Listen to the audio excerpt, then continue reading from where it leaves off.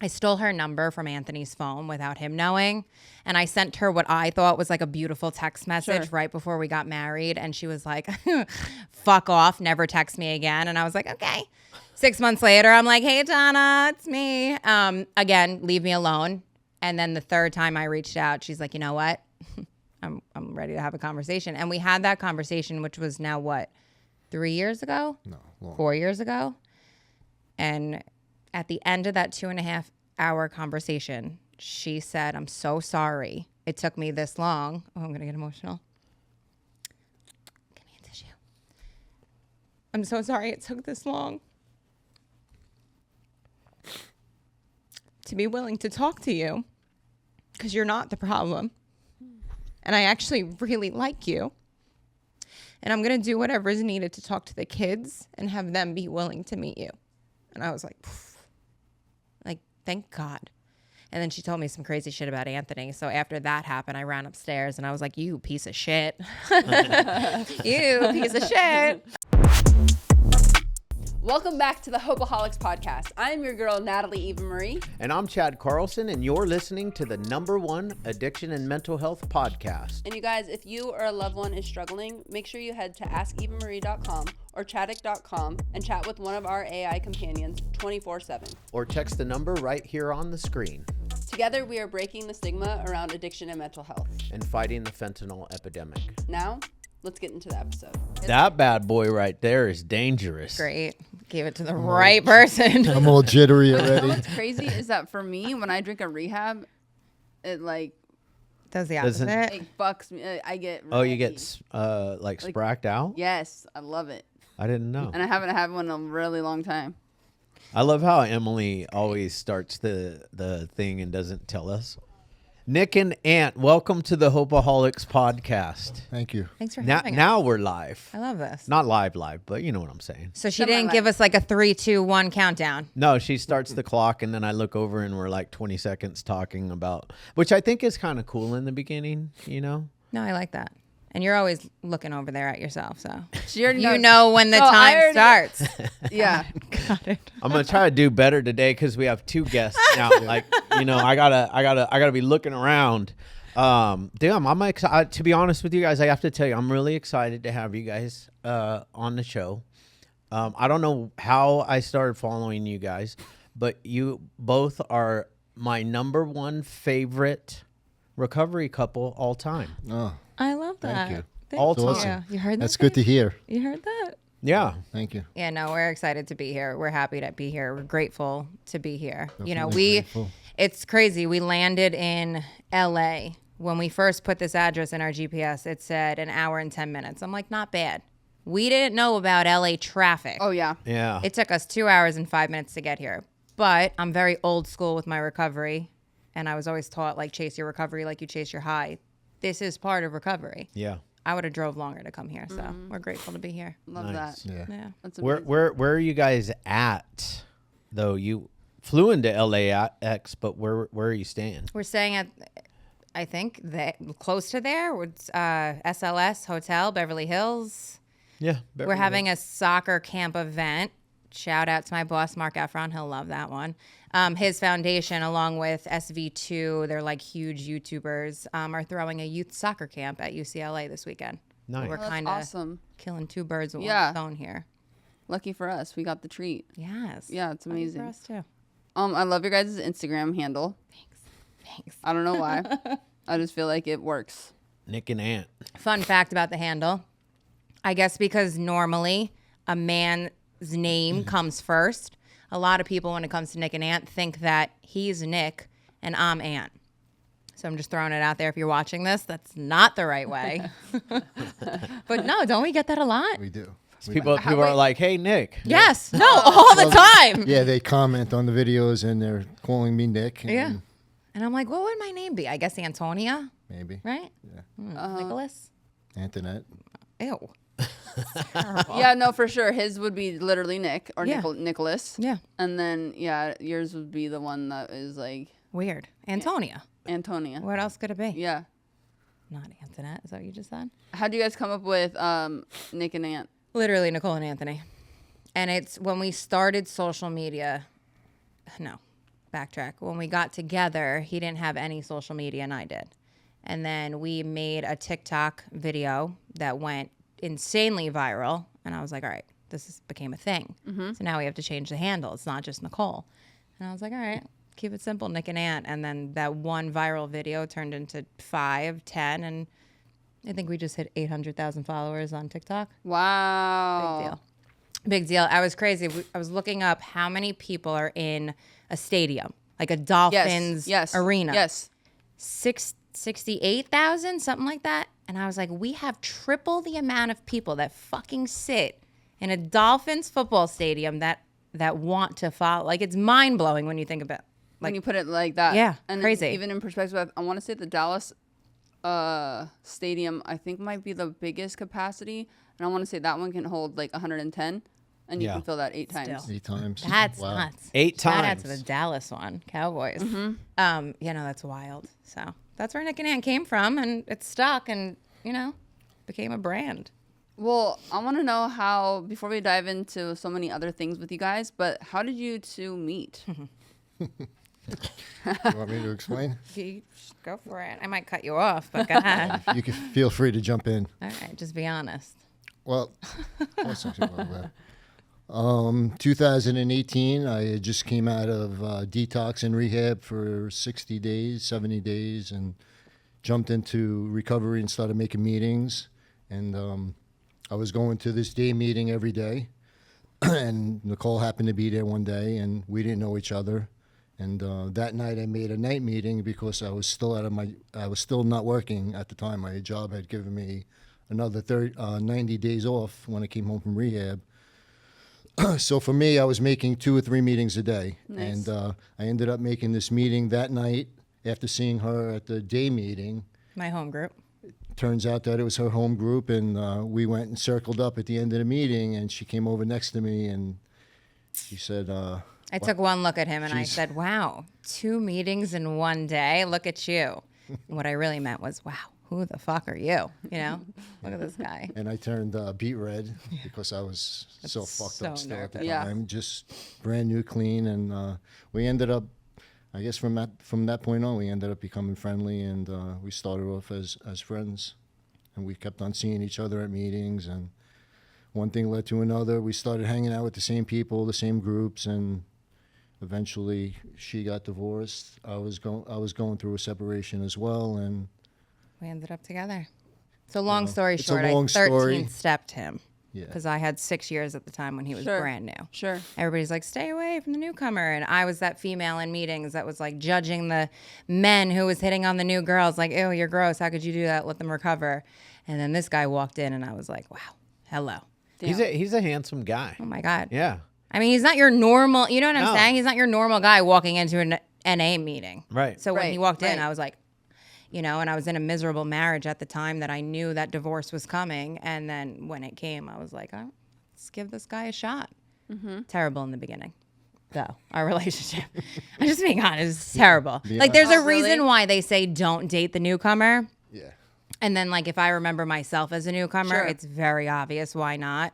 But there was a connection there that was like, I guess, undeniable, like a magnet. It was something I've never felt in my entire life. So I went with it. And the first year of our relationship, the lies, the cheating, like all of it, everything that comes along when you're new and not working a program. Sure. And I just had to remind myself that I raised my hand for it. We tried to not talk. We kept getting back together. And 6 years ago, we became like committed. Yep.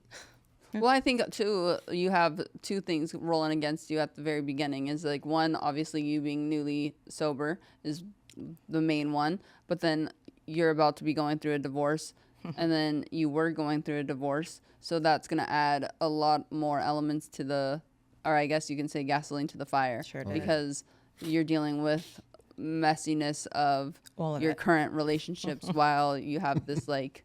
Yeah. It just kind of Messiness. reminds me of what my sponsor, Leo, said. He said, you can do whatever you want, Chad, as long as you're willing to suffer the consequences, Amen. Yes. and not pick up, No matter what. So how much time do you have now? I have 13 and a half. I will have 14 in October. 14 wow. in October, and you have a birthday tomorrow? I will have 8 years tomorrow. 8 years tomorrow. Amazing. Dang. A miracle. Yeah, it's such a miracle. Oh my God. That's incredible. Yeah. Yeah, that's awesome. It was crazy how this all lined up too. Like us being here, the soccer camp, talking like, and then his anniversary being Saturday. To me, that's God, right? sure. Like there's no other way to explain it. That's God. So we're excited. We were on a plane yesterday flying here. I mean, Not they weren't on a plane. Yeah, you guys, You you have to weren't. check them out on social media because when it says like in the book, you know, we're not a glum lot. I mean, for all intents purposes, you guys show how you can have life in sobriety and also be a couple that's thriving. Because I think you don't see that too much. I mean, I think now with like the social media like era, I'm personally seeing a lot more sober couples kind of doing the thing online.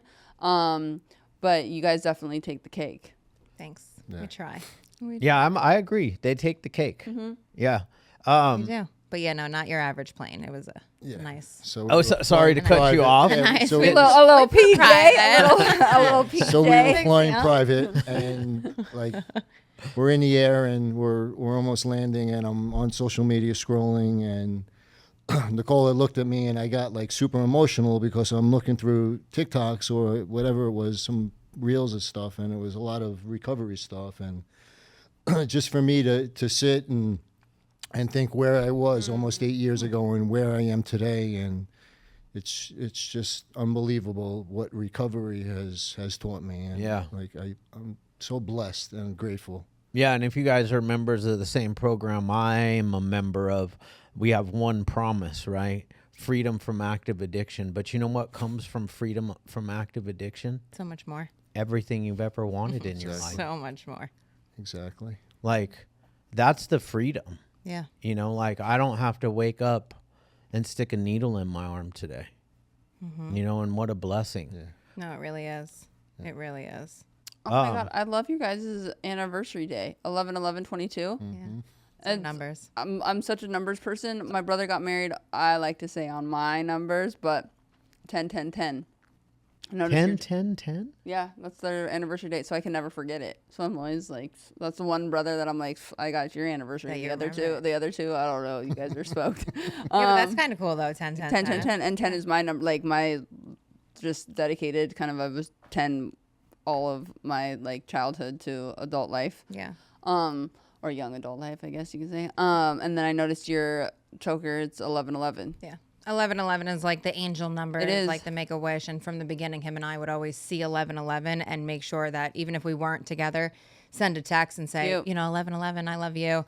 And then we picked the date, right? 11/11 and then 22. And then I switched sponsors when I moved to Florida. Obviously, we're not originally from Florida. We're from New York. And Couldn't tell. at all, right? Everybody's like, oh, what are you from Jersey? I'm like, no, but close. When we moved to Florida, it took me a year to get a different sponsor because I was like, I don't know. For sure. When I picked that sponsor, her wedding anniversary with her husband was 11/11. And I was like, what the fuck? Like, okay, once again, God, I hear you, you know, Wow. so yeah. What made you guys move from New York to Florida?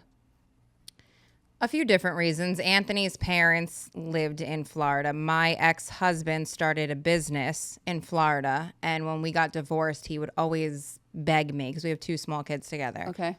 Move to Florida. It's a better life for the kids. And I was like, get the fuck out of here. No. And I finally had a career of my own and I was self-sufficient in New York. And I was like, it's not happening. And then COVID hit. And the way things were done in New York and just, I don't know, one thing led to another. His ex-wife and his kids moved to Myrtle Beach. So the only thing that was keeping us in New York was his career. And one day he's like, you know, if you want to move to Florida, let's go. I'll go with you. And I was like, yeah, well, why not? And we moved here and our entire life changed, literally. Yeah. Like, I mean, that's during another this. thing that you guys have so much to talk about too, is that you've been able to walk through co-parenting with your ex-partners. Oh, yeah. You know? We have a lot to talk about that. Should we start now? We can start now. Talk about working a program through. Rocky roller coaster. Yeah. Because Yeah. how old are your kids? So my kids, it was actually a blessing. My kids now are 10 and 8. Gianni and Christopher. So when we met 6-7 years ago, they were babies. Yeah. So they were like, okay, my ex-husband wasn't a fan, but now they became good together. His ex-wife, who today I'll say it, we love each other today, right, Donna? I mean, Donna, I hope so. We love each other today. Yeah. In the beginning, she hated me, Sure. like hated me, and his kids hated me, and And how old are his kids how old at the were time? your kids at the time? At This the was Christian's 18 now, and Anthony's 20. 22 and 18 now, so 10 and 12? Yeah, there you Around? go. They have math. 16 Don't ask me. and- I am too. and Don't ask me 16 mine. and 12. Okay. And they That's also, a tough age. yeah, and then add on They just moved from New York to Myrtle Beach. South Carolina, so they had a bunch of other shit that they were going through. Right. On top of me just getting clean. Right. That alone year- is like yeah, that totally a alone, whole, just- whole yeah. thing. huge Yeah. So it was yeah. a lot thrown on them, and then to find out on TikTok. on social media that, Oh, that you have a girlfriend. that I have a girlfriend, which, I blame myself for at the time Yes. not being honest with my ex-wife and my kids at the time. Oh, damn. That's how they So- basically, the cat out of the bag was on social media. That basically- viral video reached them. Which is so crazy because I bet when you posted it at the time, you didn't even think like, No. Never.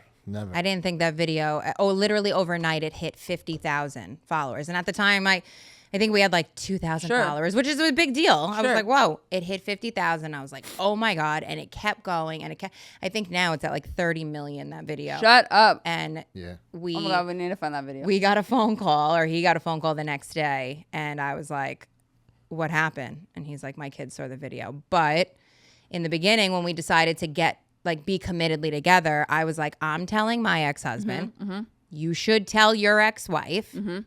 And he said, well, I'll wait a little bit. And then boom, the video went viral, and God said, we have another plan. God made the decision. Oh, for you. 100%. Yeah, we were fucked. Sure did. I love that when God makes decisions for me. I know. When we make a plan and God laughs, that type of thing, Yeah. that's literally what happened. And, you just said it. It was the wrong thing to not tell them. And it was a shitty way of them finding out. Sure. So it wasn't, when they resented me, I understood.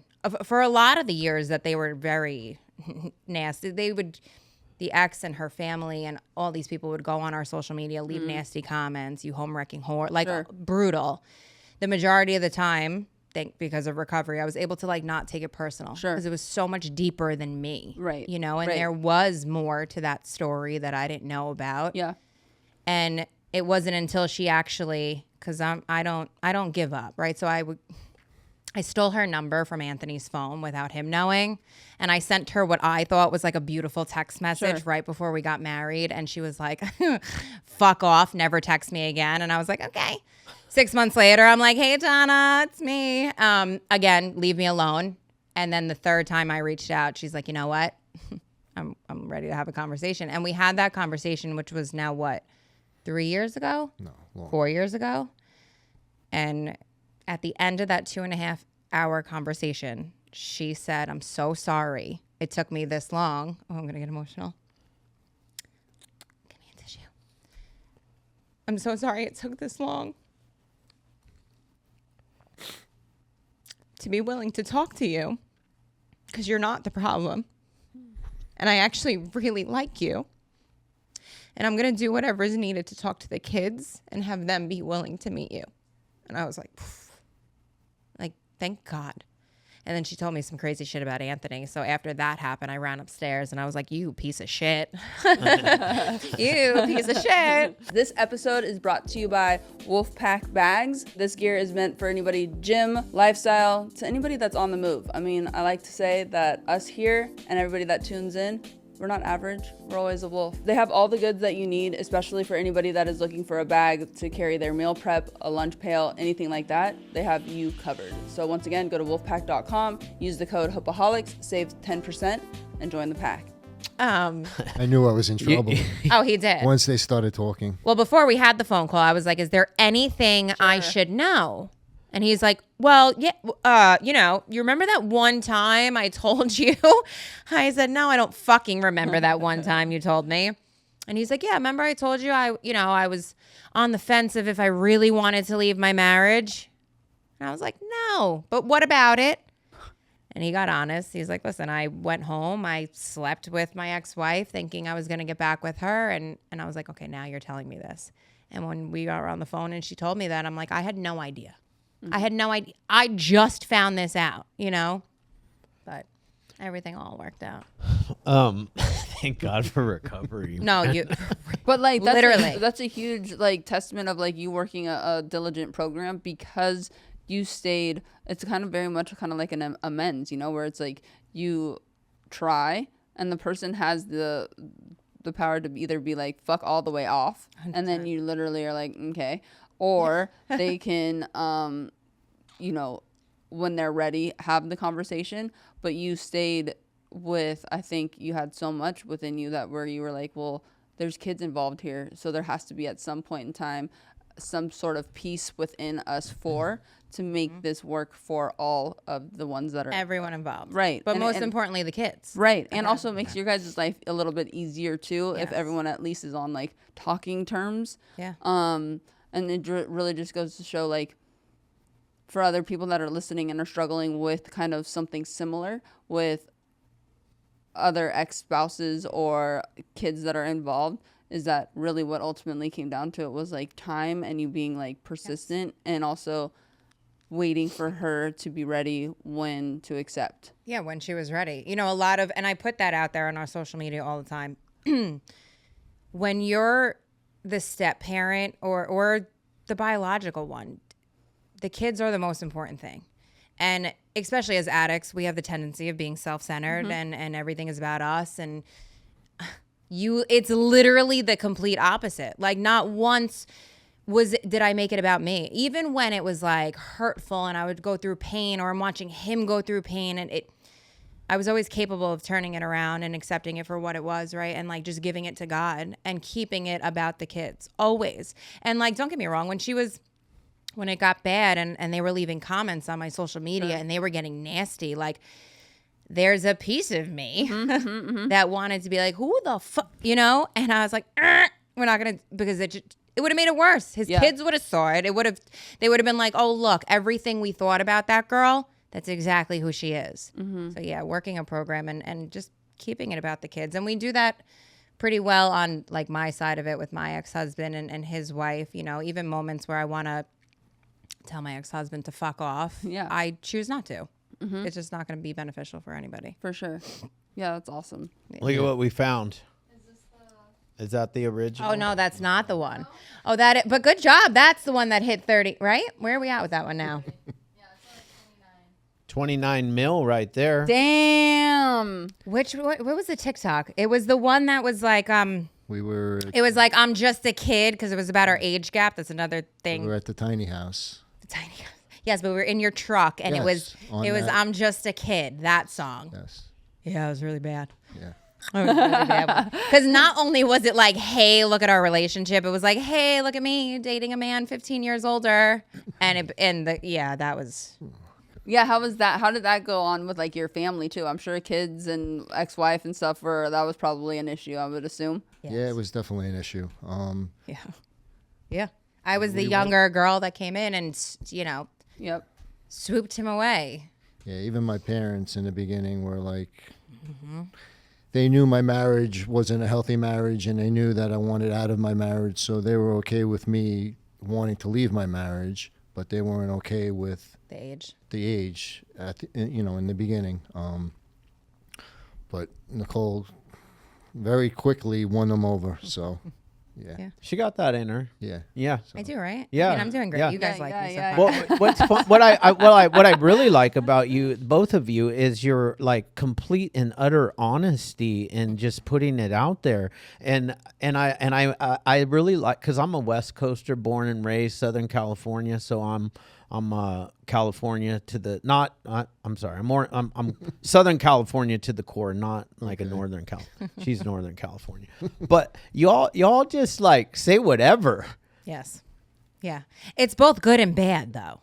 Sometimes I say too much. Sure. And I'm like, fuck, bite your tongue. Shut up for a second. But I went from being this like pathological liar, lying about everything, to like once I fell in love with myself and I truly just don't give a fuck what other people think, it just comes out. It's the best. Just comes out. And he's gotten better. He was a really bad liar too. You remember that? I sure do. Sure do. Dang. How long you gonna hold? How long she gonna make you hold on to that? I mean, listen, she's allowed to, because my first year, just because I put the drugs down, Sure. Yeah.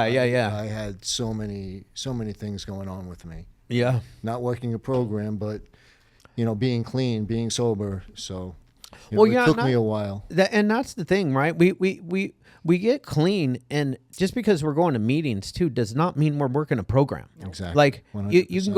can go to a meeting 3 times a day. Yep. I mean, you'll get some stuff, and you might change a little bit, but it's not until you actually, because the meetings is a fellowship. The program is the steps. Yes.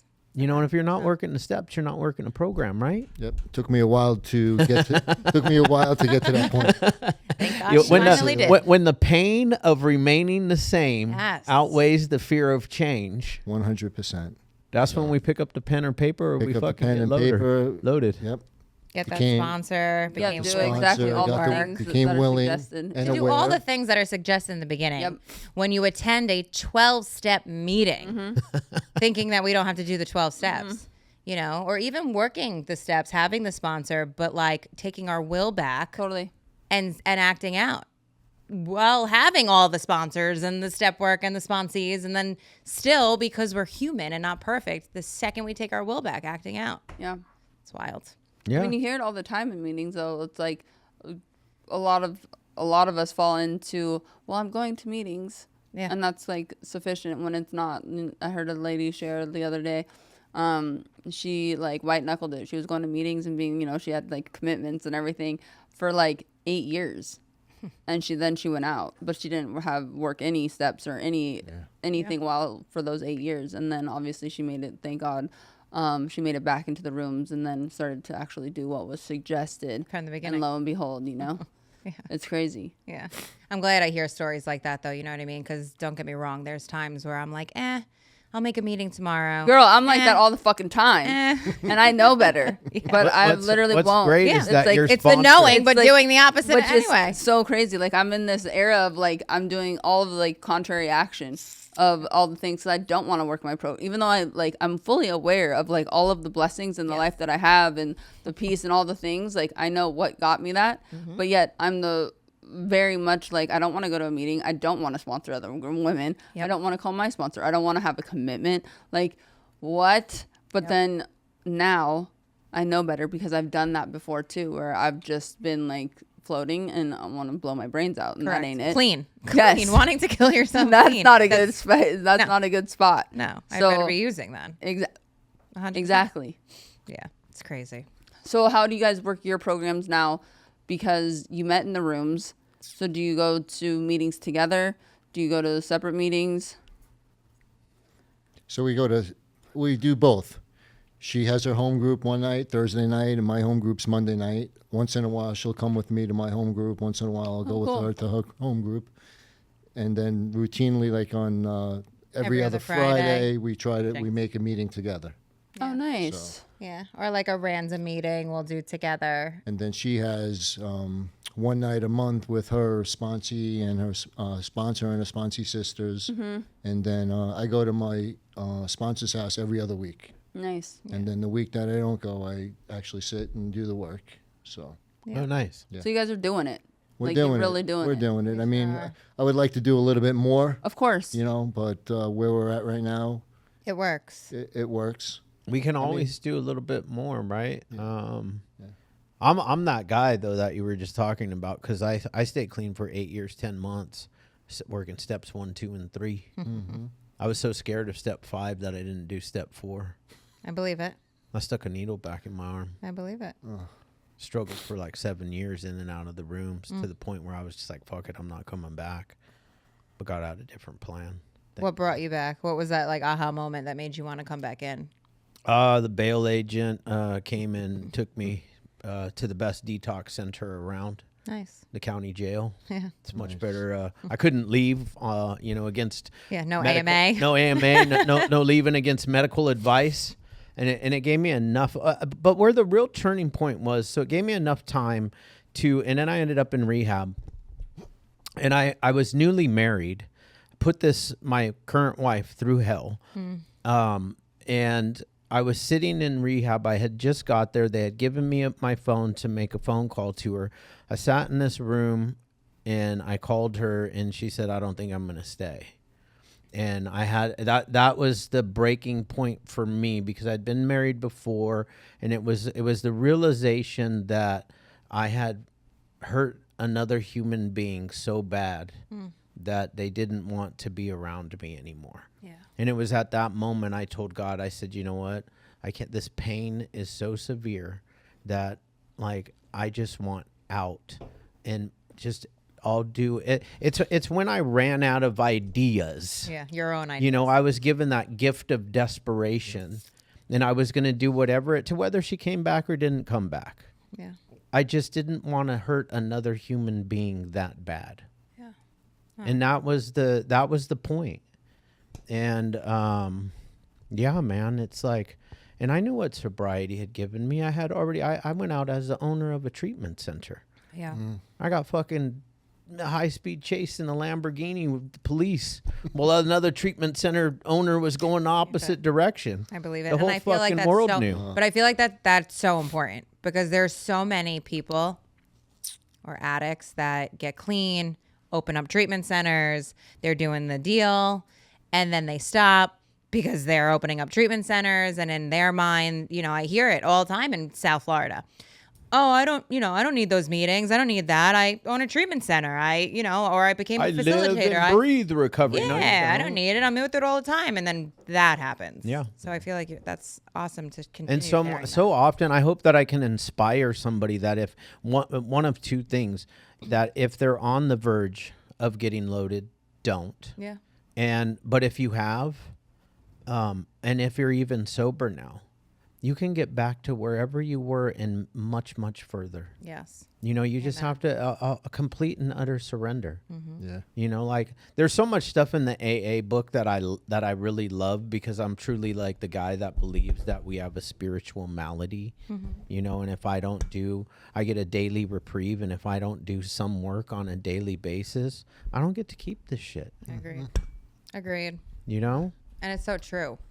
I want to go down in the nitty gritty, because like Your I want to know. microphone good? Look, he's fucking shit up over there. It's okay. I think Emily, is he good over there? Okay. No.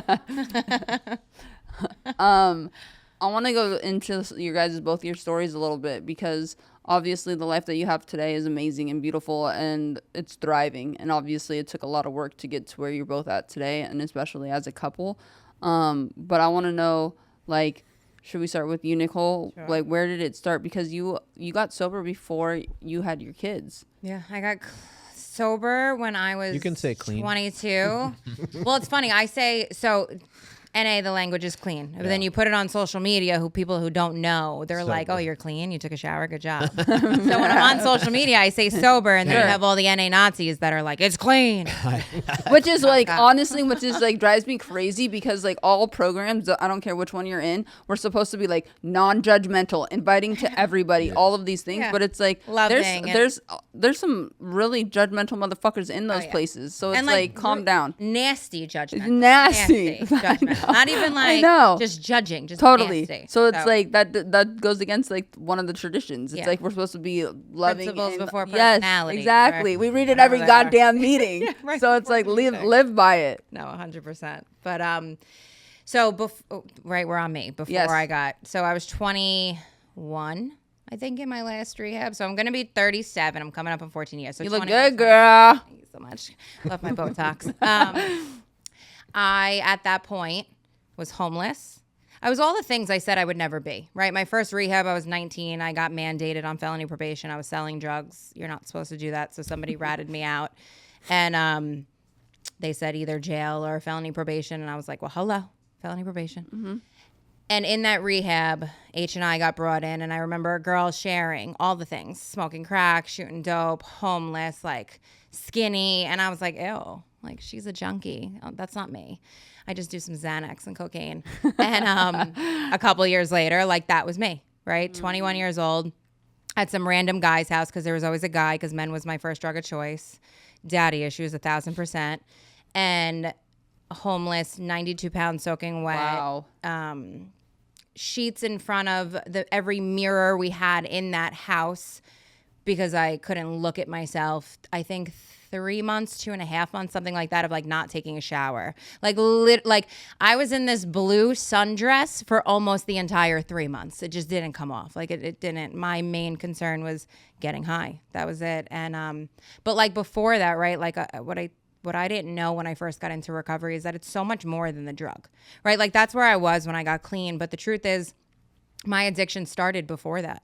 My addiction started at the age of 6 when I told myself that I wasn't good enough because of outside trauma, right? Like when my dad was home physically, but he wasn't there emotionally because he's one of us. And little Nicole is like, hey, look at me. And I wasn't being seen. And, or having a mom who, and I love my parents today, right? But having a mom who wasn't emotionally equipped for children and not having that like motherly hug and not feeling good enough. So my addiction, 1, I think I was born with it, but 2, was elevated because of things outside, being molested, right? Like all of these things played a part in my story. But yeah, I got clean at a young age because my pain was great enough. And thank God, you know what I mean? I got to grow up in recovery and build a life that I didn't even think I would live until 25 and have the life that I have today. But yeah, I'm an entirely different person than I was 14 years ago. It's crazy. Oh my God, it's crazy. Do you have siblings? I do. I have a brother. He's also one of us. He doesn't really admit it, but one is too many. 1,000's never enough when your life is unmanageable and chaotic because of alcohol or drugs. Hello. We have a relationship. Like our kids are super close. They're first cousins. You know, and I love him so much, but we will never have like a real brother-sister connection because he's just not capable. And I love him. Phil, if you're watching this, I love you, right? Like, but we just won't ever have that. And we used to as a kid. That played a part also, right? Having a brother who's 6 years older than you, who was like your best friend, and you were that little girl that loved your brother, and then he became too cool for you. And then once again, I'm not good enough. I'm nothing. Nobody loves me. And then, you know, so, but yeah, it's my sibling. It's my brother. So basically you getting arrested is kind of what ended up getting you into rehab? So the first time I was arrested, I was 19. And I was selling drugs, right? So I started using when I was like 12. I was that 12, 13-year-old that would sneak out of her parents' window, go hang out with the older crowd, play beer pong and flip cup. And I was always that girl that was like, I'll drink you under the table. I'll show, you know, like, what? But that was me. I think the first time I tried like a drug like cocaine when I was 13. And when I was 19 at that point, I went from like being on the cheerleading team, right? Because I always wanted to be a cheerleader because they were the popular girls and they were the cool girls and the pretty girls. And I was like, that's what I want to be. I want to be loved. And I became that. And so quickly that cheerleader girl turned into a girl hanging out in the projects, selling drugs at 3 o'clock in the morning, getting ratted on, having the feds show up, you know, having the police show up and being like, hey, are you Nicole so-and-so? And me being like, you know, thinking I'm all tough with my hair slicked back and hoop earrings. And I said, yeah. And they said, hands behind your back. And I was like, wait, what? And they put me in the back of that cop car. And I'll never forget, I was in the back of that cop car crying like a baby, right? But like not once scared, hanging out in Redfern Projects, which is like a dangerous place to be. Not scared at all, fearless walking around. But the second in the back of that cop car being like, oh shit, what just happened? And then getting brought and getting booked. And you talked about the gift of desperation, right? I've had that gift so many times. I just didn't do anything with it. Yeah. So I was in that jail cell, and I'll never forget, I asked for toilet paper, and she brought me the square of like the toilet paper. And now, not to share too much, but to share too much, when I use toilet paper, I fucking wrap all of it. And she handed me this thing, and I was like, what am I supposed to do with that? Like, what? And then they put this other lady in the cell with me, and I was like, yeah, I don't belong here. I don't belong here. And in that moment, right, and now I grew up Catholic, so I grew up with a belief of God, even though at the time it was this punishing God. I still believed in something, and I had that gift of desperation. And I swore I would get my shit together if my parents bailed me out, and God, please, you know, all the things we say in that moment. My parents put their house on bail because we didn't grow up with money. They didn't have money, so they put their house on bail. And within a couple hours, I was ripping and running. Wow. You know, and on felony probation, knowing that if I got caught, I was doing 5 to 15, but not caring, not giving a fuck. And then from that until wanting to get clean, right, there was 4 more arrests, which today blows my mind. Assault with a deadly weapon, possession, selling, like things that literally today, as the woman I am, the mom I am, I'm like, who was that? Who the fuck was that? You know, and it was a broken little girl crying in pain. So what got me clean was just all of it, right? Like all of it, and getting to the point using of actually wanting to die, like actually.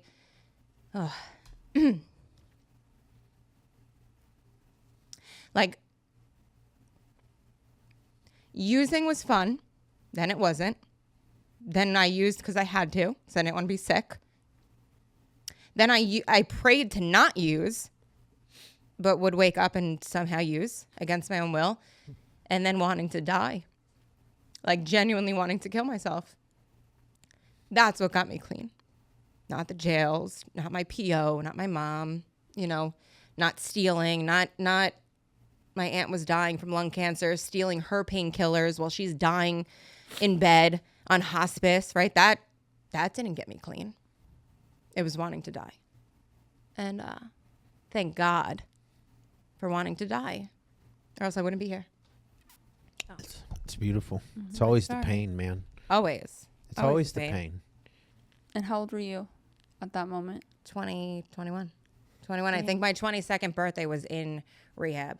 The guy that I was getting high with, who is my now ex-husband. Okay. Yep.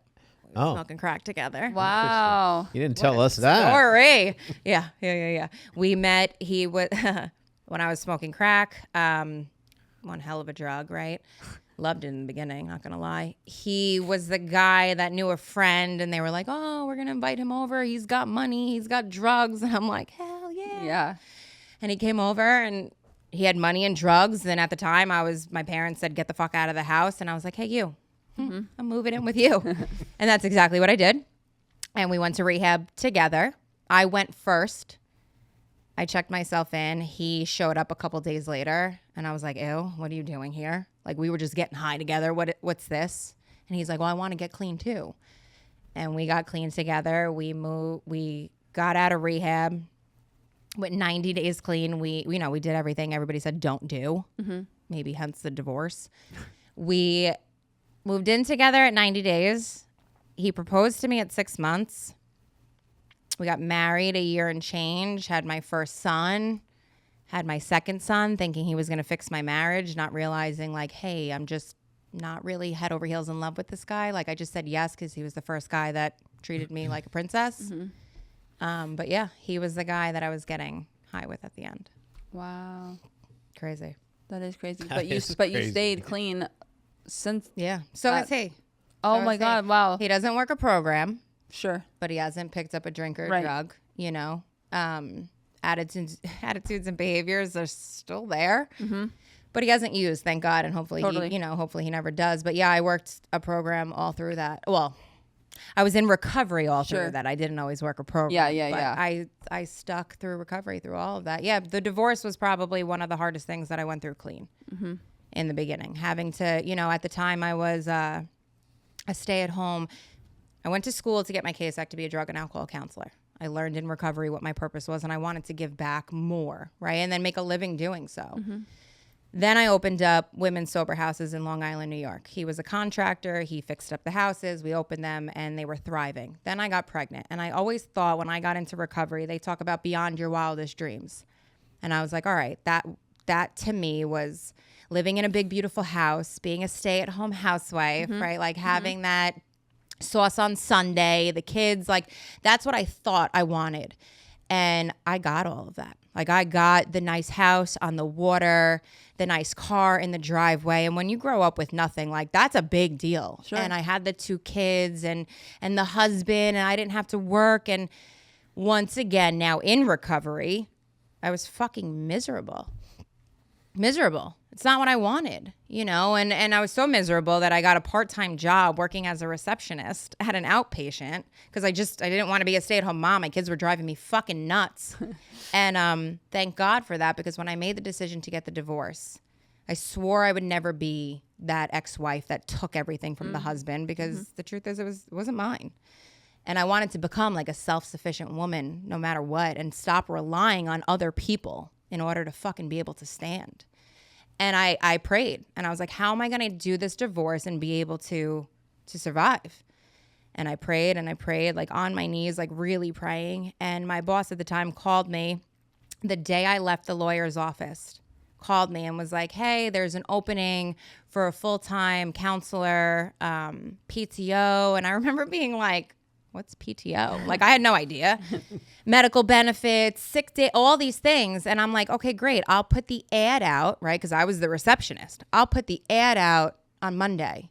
And he's like, no, Nicole, I'm telling you this because I want you to take the position. Like, it's yours. And it was one of those, once again, aha, God moments. Like, all right. And at the time, I think the salary I got offered was like $55 a year. But to me, I was making $13 an hour as a receptionist. And $55 a year, for me, that's mine to be able to stand. I was like, hell yeah. And I moved out of that big, beautiful house. I let him keep it. I moved into a 2-bedroom apartment. We split our kids 50-50. And I learned in recovery how to stand on my own 2 feet. And that's when I actually fell in love with the woman that I am today. And I had, 6.5 years clean. And that's when my recovery really took off. So.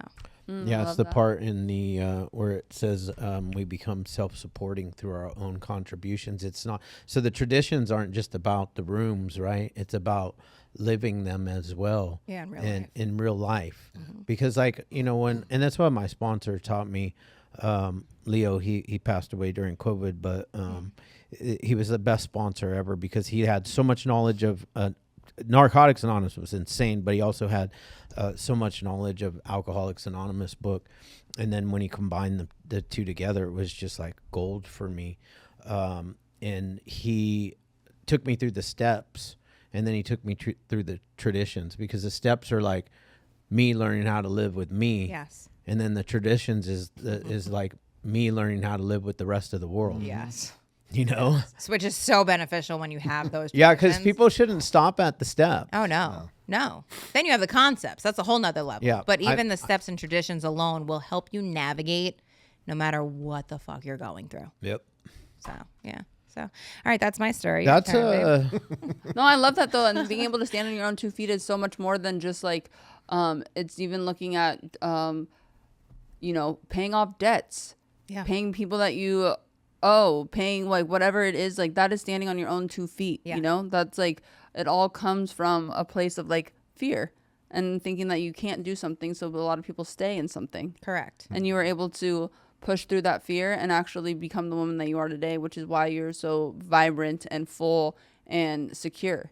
Because that bleeds through you from doing and walking through that fire, essentially. Because so many people, and we see it, and I'm sure you guys see it too, is like they stay in situations that they shouldn't at all. Yes. Whether it's marriages, whether it's like whatever it may be, because they feel stuck. Yes. Past the expiration date. Right. A lot of people do. And Right. that it was, there was months that the fear, right? How am I going to do this? How am I, Totally. or the belief systems, right? The belief systems that we get from our childhood, right? Like I grew up in an Italian Greek household, and the Italian part is you don't leave no matter what. No matter what. You don't, and the ex-husband's parents are very Totally. Italian, and that mother-in-law, even though she didn't like me, and you still don't like me, right? She didn't want us breaking up. How are you going to do that? You stay and you stay miserable. Mm-hmm.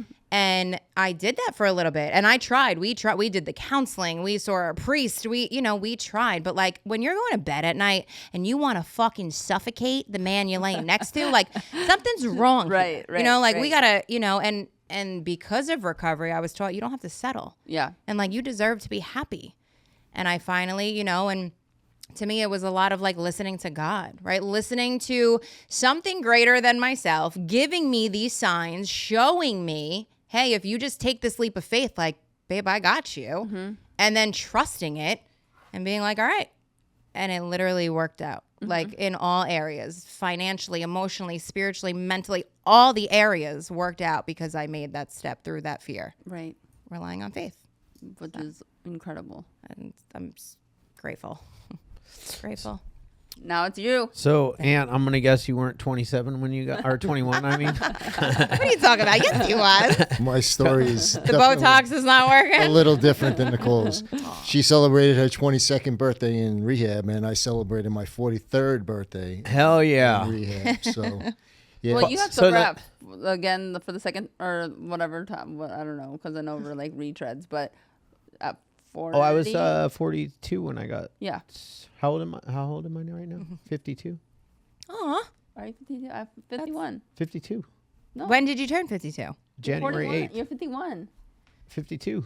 January 8th, 1974. Yes, he's Yes. 52 because he's Oh, turning yeah. 52. I'll be 52 in Next August. month. Next month. Oh my God, you old men. I love it. Right. And we look good, man. Sure do. You The know, bald head, the we look- beard, that's the how- tattoos. that is how you do it old. And you go to the gym Yes. and you take your TRT, hopefully. Yes. Stacks of days. you gotta that's how you stay sexy. Yep. You know? You don't want to get all So for all the men listening, it's shave your head, grow a beard, get put some tattoos on. And you can't just get like Starter a pack of tattoo. recovery. Like can't get just one tattoo. You got to get sleeved up, fucking back all done. I mean, I like his head, Maybe a headpiece. a headpiece, Neck piece. the neck. I love the neck piece. They don't want me to get a neck piece, It'll be but I next. want a neck piece. It'll be next. Give it time. I mean, Who's they? Is it the exactly. wife and Nat? Who's they? Not me. Okay. It's the wife and I love your mother. arm. Your right arm. My right arm is fucking Yeah, dope. it's dope. Yeah, Yeah, Oh, I love those Hopeaholic. roses yeah. that. and the writing. The lady that did mine, so this is all like drug tattoos, and it's all evil stuff. So I got halfway through a Grim Reaper on my back. It was just on this side, and I was like, you know what? I'm gonna do like an angel on the other side, and so everything else on my body is gonna be spiritual in recovery. So I got this lady who shout out. Oh my God, I'm not gonna shout her out right now. I can't think of her Come name. on, Emily, fix it. Can you put her name on the screen for me? Do something there, Emily. I'm sweating now. I was. But she does a great job. Whoever she is, She, great job. it's been a while since I've seen her. She's gonna kill me if she watches this podcast. She prays over my arm and everything before. She does this with everybody. She tattoos. She's dope. All right, we'll get back to who she is. Read Yeah. below for info. Exactly. Back to you. 42. And- 40 42. when you got Got it. Were you 41 when you got? No, I went into rehab detox I was 42 And you're from New York, from New York, from Long Island. Okay. And I did a detox in Long Island, and then from detox, I didn't realize that my family had another plan for me, sending me to rehab in New Jersey. So I got picked up by a van straight from detox and sent to. And you were married at this time. I was married. Yep. And But let's go even further back. Oh, yeah. Because okay. growing up, I can't imagine there has to be something into your story where you didn't just bounce all of a sudden into rehab at 42. Yeah. There has to be some type of. So I grew up with two addicts, right? My dad's sober now. He's got 33 wow. years. 33. He Shout doesn't, out. He doesn't work a program, Oh. but he's still sober. Yeah. Nice. And my mom had she was an addict with mental health issues, and she had passed away, I think like 10 years ago. So I grew up in a very toxic family. But besides that, I didn't start using at an early age. I was the one in high school. I was an athlete. I was the captain of the football team, captain of the baseball team. I played ice hockey. I was involved in sports throughout my whole life. And I think when I was a senior in high school, I found out about my dad being an addict, and he had to go away for treatment. And at that point, I swore I would never. I wasn't using. I would once in a while I would drink, but nothing crazy at that time in high school. And after high school, I swore I would never use a drug. But soon after that, I picked up weed, and one thing led to another. I started using cocaine, and that was my first drug that I got addicted to. And my disease progressively got worse over time. I went from one drug to another. And I could say my addiction took off to another level. I was married. I had kids already. I had my career going. I ended up getting hurt on the job. And I ended up having my first surgery. And I was prescribed painkillers. And from that point on, I got hooked. It was like immediate. And for a while, I was chasing doctors, surgery after surgery. I ended up having 8 surgeries in 11 years. When I look back now, these surgeries were probably not even needed. Yeah. Which is insane to even say. Yeah. It's But crazy that the doctor, it was 2 doctors, they continued on doing surgery after surgery on me. Like, I have this doctor who, he's a detox doctor, and he specializes in pain management because of the doctors overprescribing the pain meds back in the day, and opioids cause a brain pain. So like you're on these pills, and it's telling you you're still hurting right here, but you're not hurting there anymore, because if you actually took the pills away. Yep. And started doing some hot yoga and something different, the pain goes away. But so your story is like, it's on that, this part is classic. This is a classic story right here. So, well, your story is so huge too, because I feel like, especially out here, and I don't mean it in like a bad way, but like a lot of housewives end up going to the pill, like falling into this Xanax, and all of a sudden they're hooked on opiates without even having a problem prior to getting a back surgery or going to the doctor for having like a little bit of anxiety or something. And then all of a sudden they're now sitting in an AA meeting talking about how they need to be clean. Yeah. So I did the opiates for a while and doctor shopping, and back in the day you were able to get away with it. Yeah. But I mean, the insanity of just trying to get that prescription filled every month. Like, the anxiety there alone is just fucking wild. At the time in New York, like I was hooked on the Roxys, the 30 milligram, right? I was sniffing like 10 to 15 a day.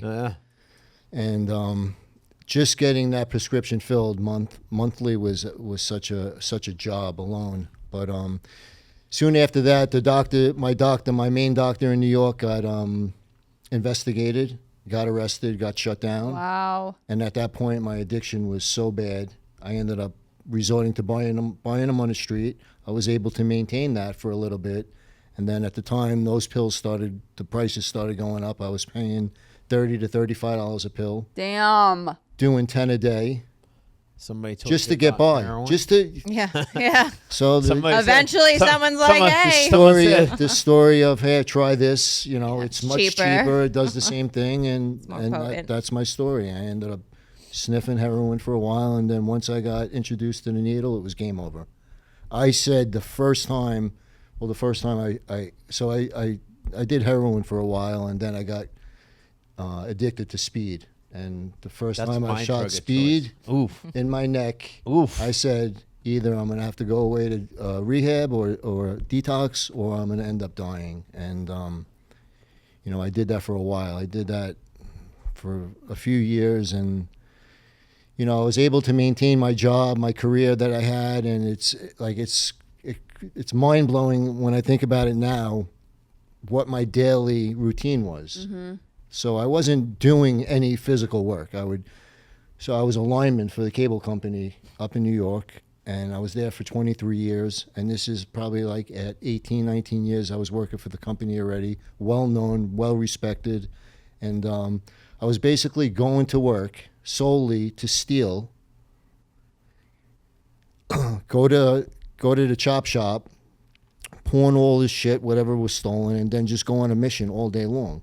And I had a GPS in my truck, and I didn't give a shit if they found out, if they caught me. I was in areas that we didn't even cover.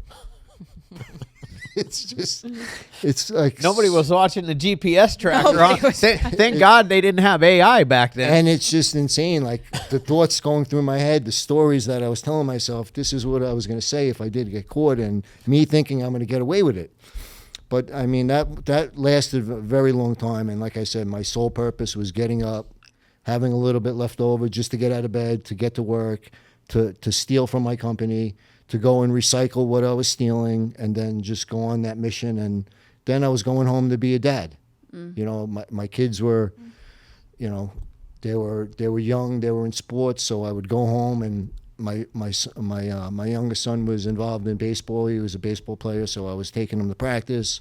You know, high, still getting high, dropping him off at practice, sitting in the car, getting high, just being a real piece of shit. And that went on for a long time. And, you know, my family and my wife at the time knew what was going on, but they didn't know how severe it was. Like, they knew about all the surgeries I had, so I was able to manipulate them with the pain pills and stuff like that, but they didn't realize what I switched over to.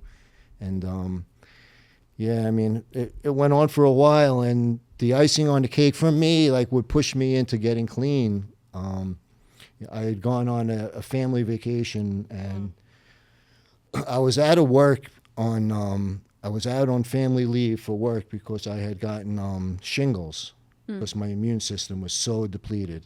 I was like 130 pounds. My jawline was I couldn't even look at myself in the mirror. So I was out of work on shingles, and it was in the summertime, and we went on a family vacation.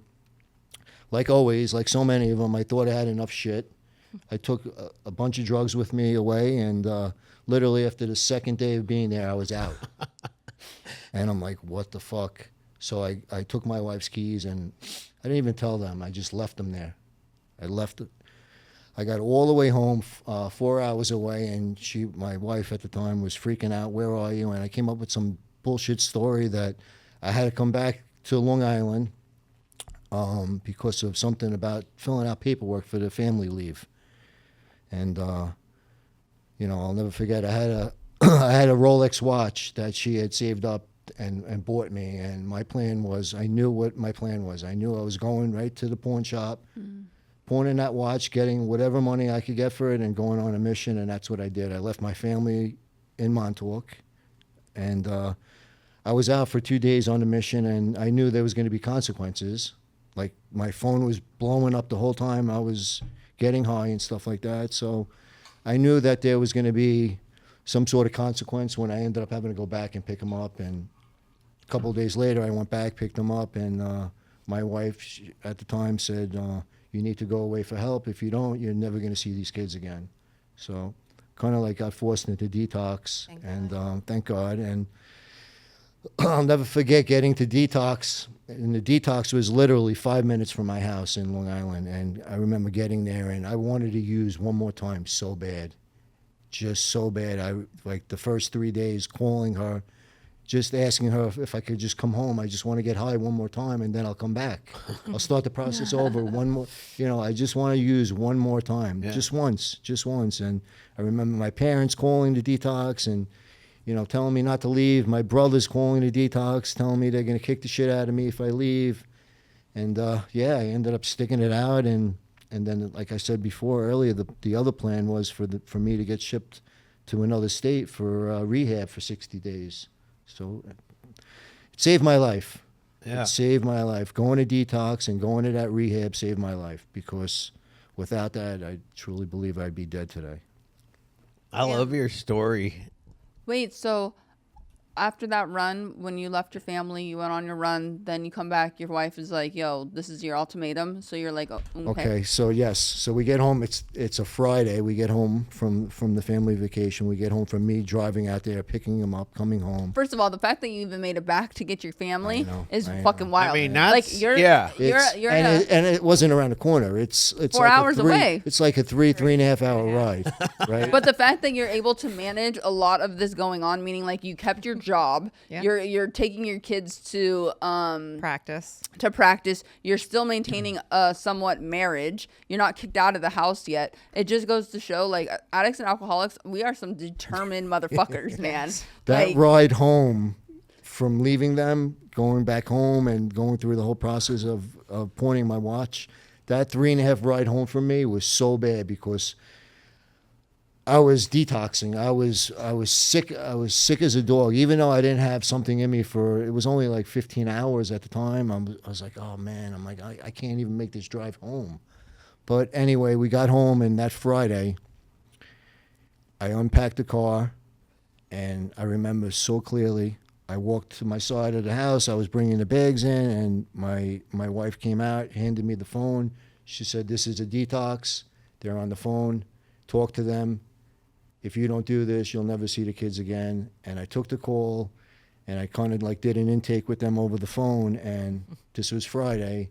And after a half hour of the intake and everything like that, the lady said, "The only problem is I won't have a bed until Monday." Yes. Dude, 100%. Fucking my eyes lit up. I said, all right, I got 2 more days to use. Yeah. I'm going to that's it. I'm going to end up killing myself, right? I'm going to use so much where hopefully I overdose and die, right? Because going to detox, I didn't, I was doing this to please her about not, not being able to see my kids. Like, at the time, I didn't want to get clean. I didn't think the crazy part is, I knew I had a drug problem, but I didn't think I could do this and stay clean. And it took me a while. So I went to the rehab. I came home with, 70, 80 days of not using, and I still didn't think I was going to be able to stay clean, right? The obsession to use was still there. And I love talking about when the obsession was lifted, because that, for me, was the game changer, right? And I came home, I was making 2 or 3 meetings a day for another 90 days before I went back to work. At this point, I had probably close to 5 months of not using anything, but I still wanted to use. I was still waking up with the thought of using every single day. And one day, half the day went on, and it dawned on me, I'm like, holy shit, you didn't even think or obsess once today about using. That's a fucking miracle. I never thought that was going to happen. And for me, that was a game changer, like I said. And from that point on, I've been clean since, no relapses to my story, thank God. For me, I keep that shit up front. Yeah. I'll never forget my last time using. And for me, it's like the consequences. I would never, I'm not going to say I would never, but I just, I keep my clean date is like the most important thing to me right now in life, Which is tomorrow. Tomorrow. It's amazing. 8 years ago. Yeah, it's amazing. It's amazing. And I have to say too, though, like your story, both of yours, because you guys got sober and you came home still feeling that obsession. And then you stayed with it. You stayed going to 2 to 3 meetings a day. And then on top of that, all of a sudden, you woke up and then that obsession all of a sudden was like lifted. But you didn't pick up and use going through a heavy divorce too. And that will take people out. Going through my kids hating me. Like I went through some shit early in recovery, right? Not using to numb the pain that I was going through was a job alone, right? Going through the separation, going through the divorce, going through my kids hating me. Then... Because how sober were you, or how long before you actually filed? I was a year. Wow. Yeah, so it was a lot. And like I said, the main thing for me was my kids not wanting anything to do with me, right? Yeah.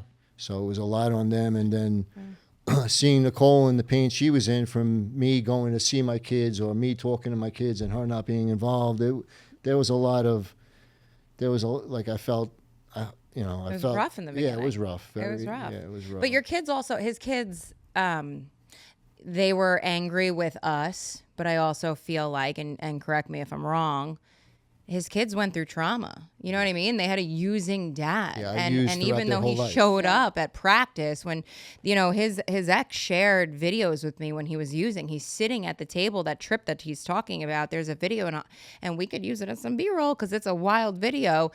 He's sitting there nodding out. And when you have a 10-year-old watching their dad do that, and then he gets clean. And I'm not saying this to put you down. I'm saying this to spread hope, right? He gets clean and a piece of them sure probably felt like, wow, now I'm going to get my dad. And then daddy's leaving mommy. So it was fucking heavy in the beginning for you and then for us. And yeah, the fact that you're sitting here today and celebrating 8 years, I'm not going to lie, in the beginning with us too, I wasn't sure if you were going to keep coming. And and we're here and we're married and we're in fucking California on a Hopeaholics podcast. Like, Talking about your story, giving the testimony of like crazy. what you walked through. And I'm sure crazy. at that time, that's what's like so crazy about life is that when we're walking through turmoil and we're walking through so much heaviness or stuff that we think that is never going, like it's never going to come around or it's never going to turn right. Yeah. It's very difficult to see the light at the end of the tunnel. Yep. But you guys are here today and your birthday is tomorrow and you walk through that and this is the light. Yeah. Like that's what's awesome and that's what's so amazing and that's what like that's what lights my soul on fire for like my own personal recovery, Yeah. but also having a podcast to spread the hope to somebody that is right now in their room thinking that this is it. They feel alone. They're walking through whether it's divorce, whether it's like their boyfriend or somebody left them, they got fired, whatever thing that we think is like the end all be all, which it never is. Nothing is, we can never be broken. It's just rebuilding. Yep. And something better will come. 100%. Yeah. Mind blowing. Um, Mind blowing. Yeah, you guys' stories are crazy. I love your story because you are the epitome of the NA readings. The reading Who is an Addict. Yep. Most of us don't have to think twice about this. We know. We know. Our whole life is centered in drugs in one form or another. The getting and using and finding means. That's all you did for your job. Basically. And the fact that your job didn't fire you is crazy to me. Well, Almost half my life. Like that's what's insane. crazy. No, his job loved him. When Right. when we were leaving to come to Florida, that was like the one incredible thing he had going for him. And I'm like, what? 23 years you were fucking using? They had no idea. We would meet up in his work truck. They would have no idea. Well, yeah, I mean, They loved you. before it got to the heavy shit, you know, when it was just the pain pills and stuff like that, I was a good worker. Yeah. I bet those pills really was give you working. energy. I was working all night long for this company. Yeah. We had hurricanes coming through. Yeah, I'll stay late. I'll work Anthony's on 18-hour it. days. Right. They loved me for that. Right. Yeah. So, but you know, and then it got to a point where I needed more. Always Oh, more. It's always Always. more, man. Well, that's our disease. Right? Yeah, It's and more. the other part about your story too, though, when you were like in detox, which is like this is such a classic story because like you're in detox, and I just want to get high one more time. Well, what does it say in our readings? Yep. One is too many, and 1,000 never enough. You take one, and that's what happened with me, man. Like I had gotten so far away from the program. I had 8 years, 10 months. You would have if you would have told me 2 weeks before I stuck a needle back in my arm that I was going to get high, I was like, hell no. I have everything I ever wanted. I was married. I had 4 beautiful children. I was a homeowner in Orange County, California. I was like 34 years old. You know, I felt like I had arrived. Now I hope I never feel like I have arrived again. Did you stop making meetings? Yeah, I hadn't been a meeting in 2 years. Okay. So the show A&E Intervention came out, and I had done 3 episodes of like they dropped the people off at my treatment center, and I was the guy they interviewed, and the show was really big at the time, like real big. And I had disappeared from my old life completely, just vanished. And Facebook was new, and all of a sudden, my old life saw me on TV, and I all of a sudden started getting these what were they called back then? PMs. They weren't called DMs, and they weren't Messenger. They were PMs. Were they? Yeah, on Facebook. So all my old That's it. friends were like, "I just saw you on TV." You know, they start finding me on Facebook. My old road dog hit me up, and I was driving down the 5 freeway over here, and I answered I said, well, I gave him my number through the PMs. I answered the phone, and I was like, "What are you doing?" And he's like, "I'm about to go over to this bitch's house. I'm sell her some shit." And I was like, "Man, that sounds fun. Yeah, I'll come with. I'm about to go. I'm about to go home and." Yeah. Be with sit in front of the TV. Might have to pay some bills.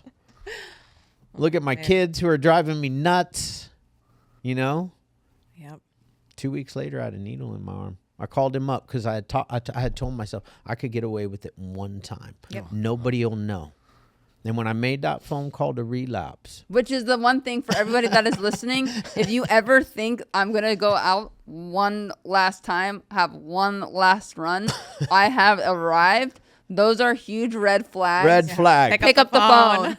Red flag. Call your fucking sponsor. Get to a meeting. If you feel like you've arrived, call your motherfucking sponsor. That is literally the MO. His story is the MO for like what happened next. So I called him up because I wanted to get high one time.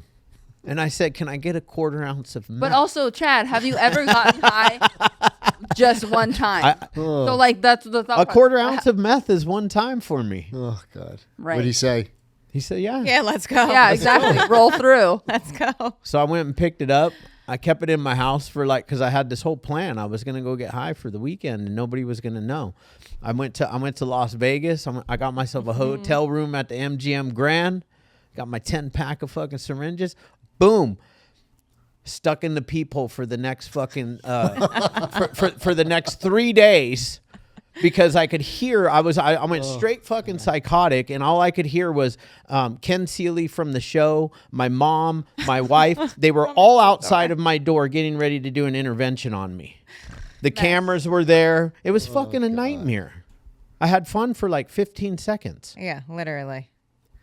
And then and then I couldn't stop. Yeah. Like I would get clean for a year, go back out. I would, and it was like I needed, but I'm actually so grateful for my story because there's so many people that are hurting inside.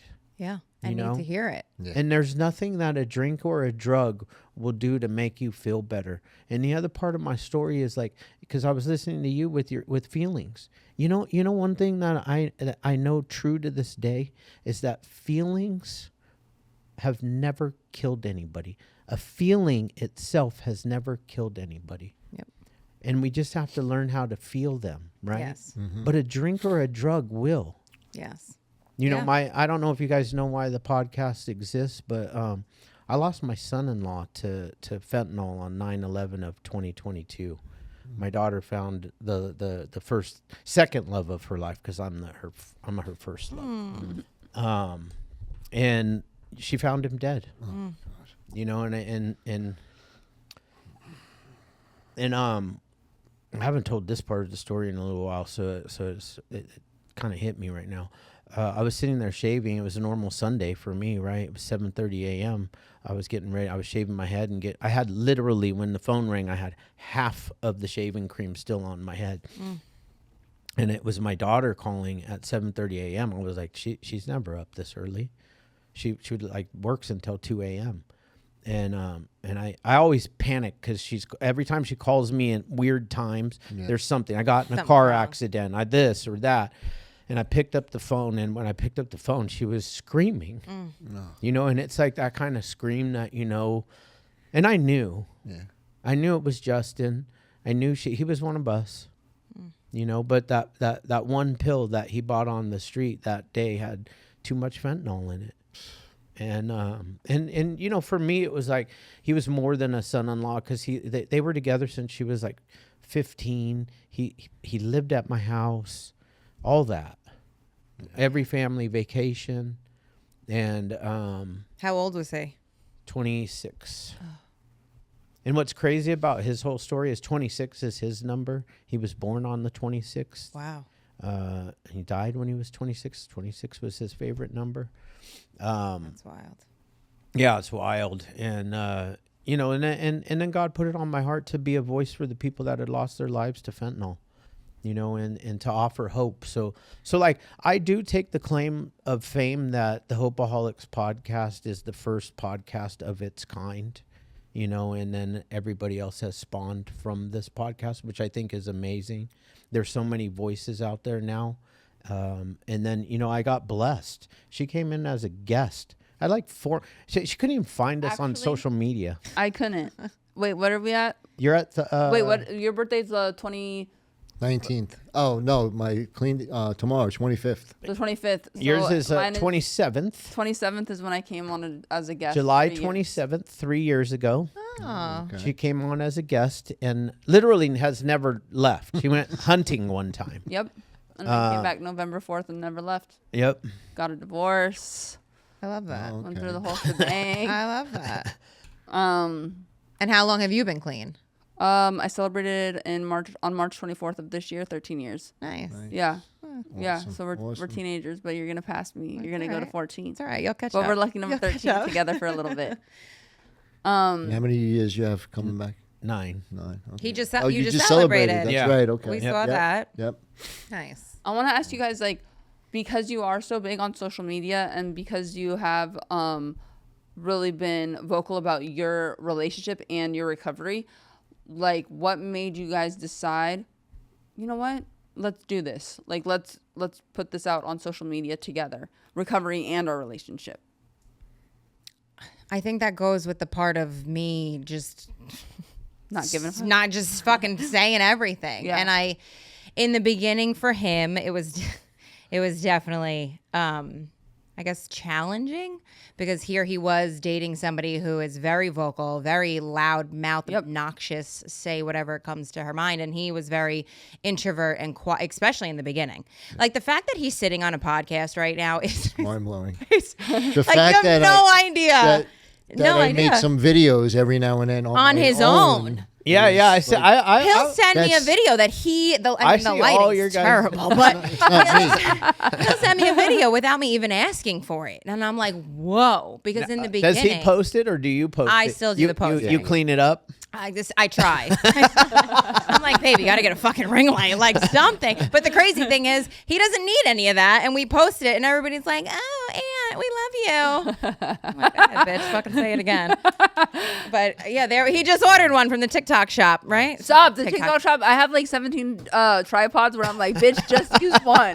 Yeah. And he has film, 17 okay? of everything that the TikTok Like- shop I offers. bought a few that failed. Terrible, the terrible. TikTok shop. But- I wanted to buy the one where it's a drone and it flies in front of you or behind you wherever you go and you can just walk and talk. what I need. I want that the the one one you just did? I want the one that moves with you. That's the one That's he the just one got. I just got. The Oh, let me AI know. one. Let He me was know. so high. He's not gonna know how to fucking use it. Yeah, that's He what I was was so saying. hyped. He's like, oh, I got a tripod. I got it and 2 weeks moves. ago. It's still sitting in a It box. moves with you. I get so inspired, Yeah, and I'm like, so I'm gonna. And do I'm this still every using day. the old one. Yeah. But I have to be honest with you guys. It works so well Oh, it does. because you're so loud and he is Yes. kind of shy. It makes you guys the cutest couple It does. on. We get evened out. Yeah, for sure. And Getting like, out. and he's coming out of his shell and everything's fucking starting to blossom. Yeah, it sure Like is. sky's the limit for you guys. You know, and I can't say this for everybody because there's a lot of social media that people that are doing well in our industry, but I always feel like they have a cap. You know, they're gonna hit a mill and then and it's kind of like that's it because Yeah. you have you're only going to capture this demographic. Yeah. Your guys' demographic is so wide. So wide. You're going to catch people from 18 to 85. Yes, and men and women. Men It's and funny women. Because when we started social media and putting our recovery out there, it was very much like Hopeaholics, right? I just want to spread the message. I just want to. The second we went viral, I was like, wow, God, okay, I have this platform. How long ago was that? This was like 4 years ago, Okay. 5 years ago that it started taking off, and I started putting my recovery out and sharing a little bit about his, and eventually he jumped on the bandwagon. I think at your old job, didn't somebody see our video and they didn't know you were an addict, or is that the job you're at now? I don't know. Either way, one of his jobs or two of his jobs found out he was an addict in recovery. And we thought it was going to backfire, but they ended up being like, wow, congratulations. Yeah. And then he became more comfortable with putting it out there. But the larger our social media grew, right? Like, we don't have a niche. We don't have that. Right, We have the recovery. exactly. Separately, we have the recovery together. We have the age gap. We have the divorce. And in the beginning, we didn't monetize from social media, and I didn't want to. Right? Like I knew it was becoming a bigger thing, and influencers were becoming But I was like, I never want my social media platform to be tainted as I'm just trying to make money. So for a while, we didn't, and we just collected money from TikTok because back in the day, TikTok paid a lot. Now they pay shit. But that's where we collected money. And then recently a friend of mine was like, why don't you do both? Like, you have these brands reach out to you and you're denying them. Like, that's crazy. So recently we started to, but it's cool because any brand can reach out and it literally fits, whether it's fitness or recovery or anything. Yeah, and it just you works. have it all. Yeah. Because we can keep, and I never want to narrow down to just one niche. We put everything out there. And I also feel like, not to toot our own horn, but fucking toot. I feel like a lot of people nowadays put on social media, you'll hear like their highlight reel, I don't just put our highlight reel out there. I dump fucking all of it. And I feel like a lot of influencers don't do that. They put out there what they think they want their following to see. And that's a picture perfect life. And literally we'll get into a fight and I'll be like, all right, fucking hello, TikTok, and put it out there, because I never want people to follow us and be like, wow, this couple's amazing. They're so great. They're perfect. I want to be like them. And not know that literally 2 weeks ago, I was fucking throwing sunglass cases at this motherfucker. Like I want them to know all the things. So I feel like we can keep growing and building. It's authenticity and being and highlight reels are so stupid, right? It's phony. They're fucking phony. I mean, I can't sit and say, but my page is not a highlight reel, because I only post like as much as I can with like things that are good. I'm trying to reveal the curtain a little bit more. I mean, I obviously speak freely and open about like my own personal recovery, but would I say that I'm honest and open of like the past, I would say maybe 2 years of like going through my divorce, of like what the fuck it really is like when I go home? Fuck no. Yeah, but I think you'll get there. I saw you posted on your story, I think I might have even commented, I don't remember, about being uncomfortable about putting your stuff out there and talking more to the camera. But you did it. It's so hard. No, but you did it. Even today, I had to like film myself and stuff, and I'm like, dude, I need someone like with me helping me, because this is crazy. I'm trying to hold my hand, like do all of these things, and then sometimes I'll have it in my camera roll and not post it. So then I'm like, what am I doing? I'm like totally not doing like. I do the same shit. It's so crazy, but then I also have to remember, you saying you do the same shit, meaning like, but then you push through and you upload it. You just so post it's like, and I think TikTok is probably where I'm gonna like live, where I want to be like, raw, because I on accident ended up, Emily showed me like this little part where you can post stuff like privately without it going to like your whole page, right? So like sometimes I'll do that because I like the beauty filter when you film it. It like makes you look like, even when you're not wearing any makeup, gorgeous. At least you look like good, right? Love it. So that's why I actually like filming in TikTok better than like Instagram. So that's the get down. If you guys want to know, like, these influencers out here, they ain't real. They're filming in TikTok to have like some smooth ass skin. So she taught me that little hack. And so the other day I am thinking that I'm filming it, and on accident I posted it to like my whole main page thing, and it fucking did great. I was talking shit about my dog. There you go. Not shit about her. I was just talking about what was going on with her, something like not even thinking that people would even care. But that's where I think TikTok is why you guys kill it, is because you post all of the things. All of it. And that's why I think also too, what makes you guys great, and I think that other people that might be in the space where it gets kind of dicey, is that some are in the recovery space, but like they're not really working a program, but they're sober, which I think is great. However you maintain your sobriety is a win. Yeah. Like my oldest brother, he's sober. I got sober because of him. He doesn't work a program, and he's very like, he's honest about it. And he always says like he should. He probably wouldn't want to feel like he wants to knock some dudes out left and right. But but he doesn't. But he doesn't. So but I think because social media is crazy, I think having a program of some degree, if you're going to talk about recovery, can help maintain the relationship. Because I have a fear that some of these individuals that are like so heavy with the niche of recovery, and they're not really working like a program themselves and being married, could possibly cause chaos and destruction later on, Well, it's like what we said about being a treatment center owner and Sure. thinking when you're around it and you're doing it that you don't have to work on it yourself. Totally. So 100%. And also, and it's funny because I work in treatment still to this day. I work for an incredible facility, and it went from like doing like business development to now I'm an executive assistant, but same thing. I'm surrounded 24/7 by recovery, some way. And I always have to remind myself, even on the days that we spoke about it in the beginning, right, to circle back on, no matter what, just obviously not using, but like constantly just staying in the basics. Totally. Make a meeting, call your sponsor, share where you're at, Back and to the help basics. a newcomer. Literally, always. And you never have to go back if you just fucking stay in Right. it, which I don't, but And totally. you never have to go back. Crazy. God, it's so good. So good.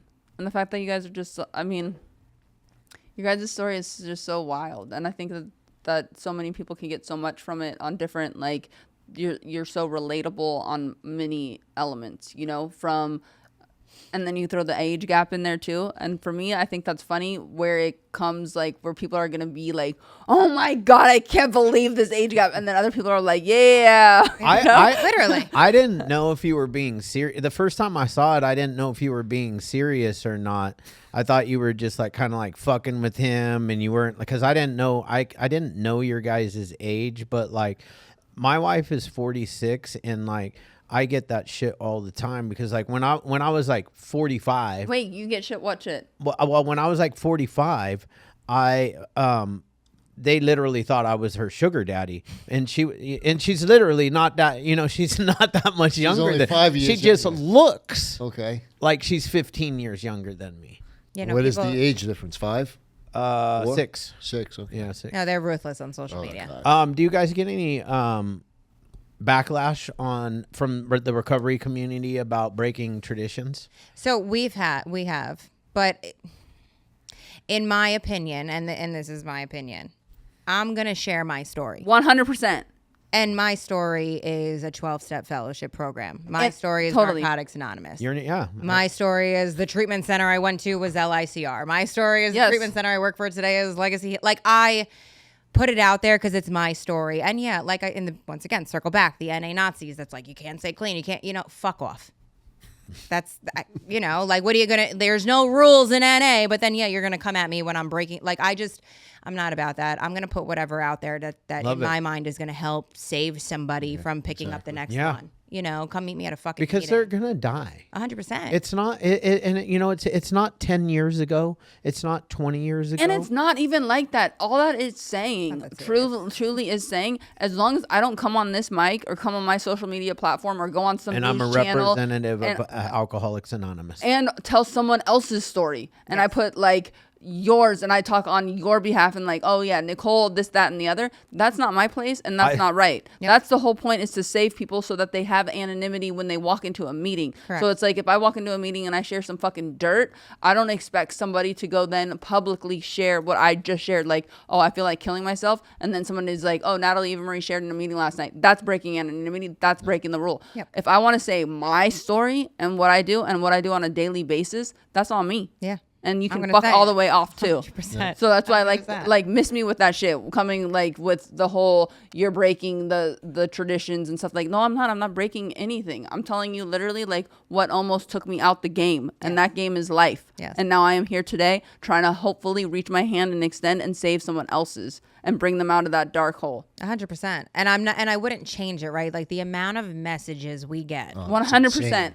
asking for help or them and getting them help, Thanking right? Like, us. Right. yeah, and For sharing our story. Totally. 100%. For being honest. or hey, I live in the area. I'm so afraid to make a meeting. Can I meet you there? Hell fucking yes. insane. Or moms and dads reaching out that they have a loved one, a son, a daughter, a niece, a grandchild struggling. Like, I wouldn't, get the fuck out of here. I'm going to continue to just share. Well, and it also goes to show it does give relief. Like, I think about it even from when I first started to be open and honest about me working a program or me in recovery. Like, it kind of brought relief to my parents, more so maybe my mom, because she's a more chatty Cathy out there. My dad really plays like he don't give a fuck. He's Italian stallion. He don't care.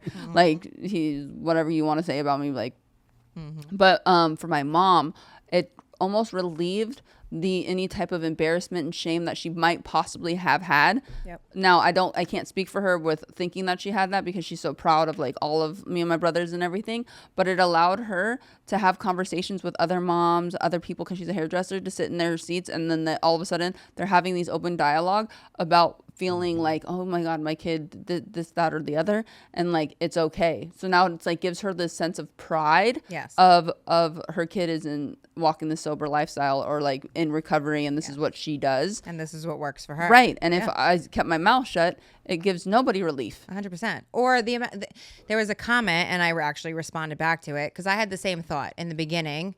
I thought NAAAC, I thought it was a fucking cult. Right, I didn't right, want to right, sit right. in a basement and hug an old dude and shake a hand. Yeah. And sing Kumbaya. I didn't want to do that, and I thought it was a cult. Yeah. And there's times we get messages that it's a cult. And if I'm not out there and I'm not spreading the hope and people stick with that mindset, like how are they, you know what I mean? So I'm going to continue to share it because I also want to break the stigma that like, hey, these 12-step fellowship, it's not a cult. Like It's not, a and whole it's new way of welcoming life. Yeah. for And it doesn't- everybody. A lot of people are like, I don't want it to be my life. It doesn't fucking have to be. And if it does become your life, you're a loser. You know, like there's so much more. It's supposed to give you a life. Give you a life back. Give you a life. So yeah, we get a lot of the times I stop reading the comments because they get wild. But I will address it one or two when they come. But I just don't. I'm going to continue doing what we've been doing. No, for sure. It works. That's There's a few influencers out there right now that are, they call themselves coaches, recovery coaches, right? And they're completely bashing the 12-step program and utilizing it to monetize. Yep. Oh, like taking Yeah, I was gonna invite one on because he was.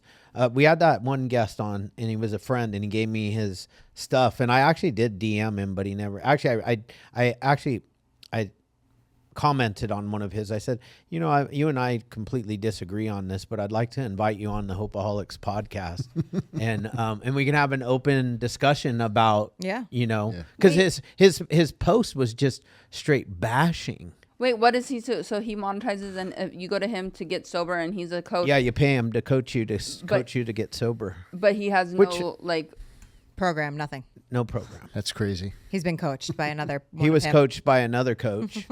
Who got coached by another coach. Kind of like the fitness coaches, know, That's the fitness coaches out there that coach other coaches. Well, this is my rebuttal to it. Is like this. I think there's many ways to maintain your sobriety. There is, and like you don't have to work a 12-step program. You can do this, that, and the other. Yes. But don't bash my way. Yes. Well, and also, it's a kind of a red flag if you have to pay somebody to maintain your sobriety when you can go walk down the street and get it for free. 100%.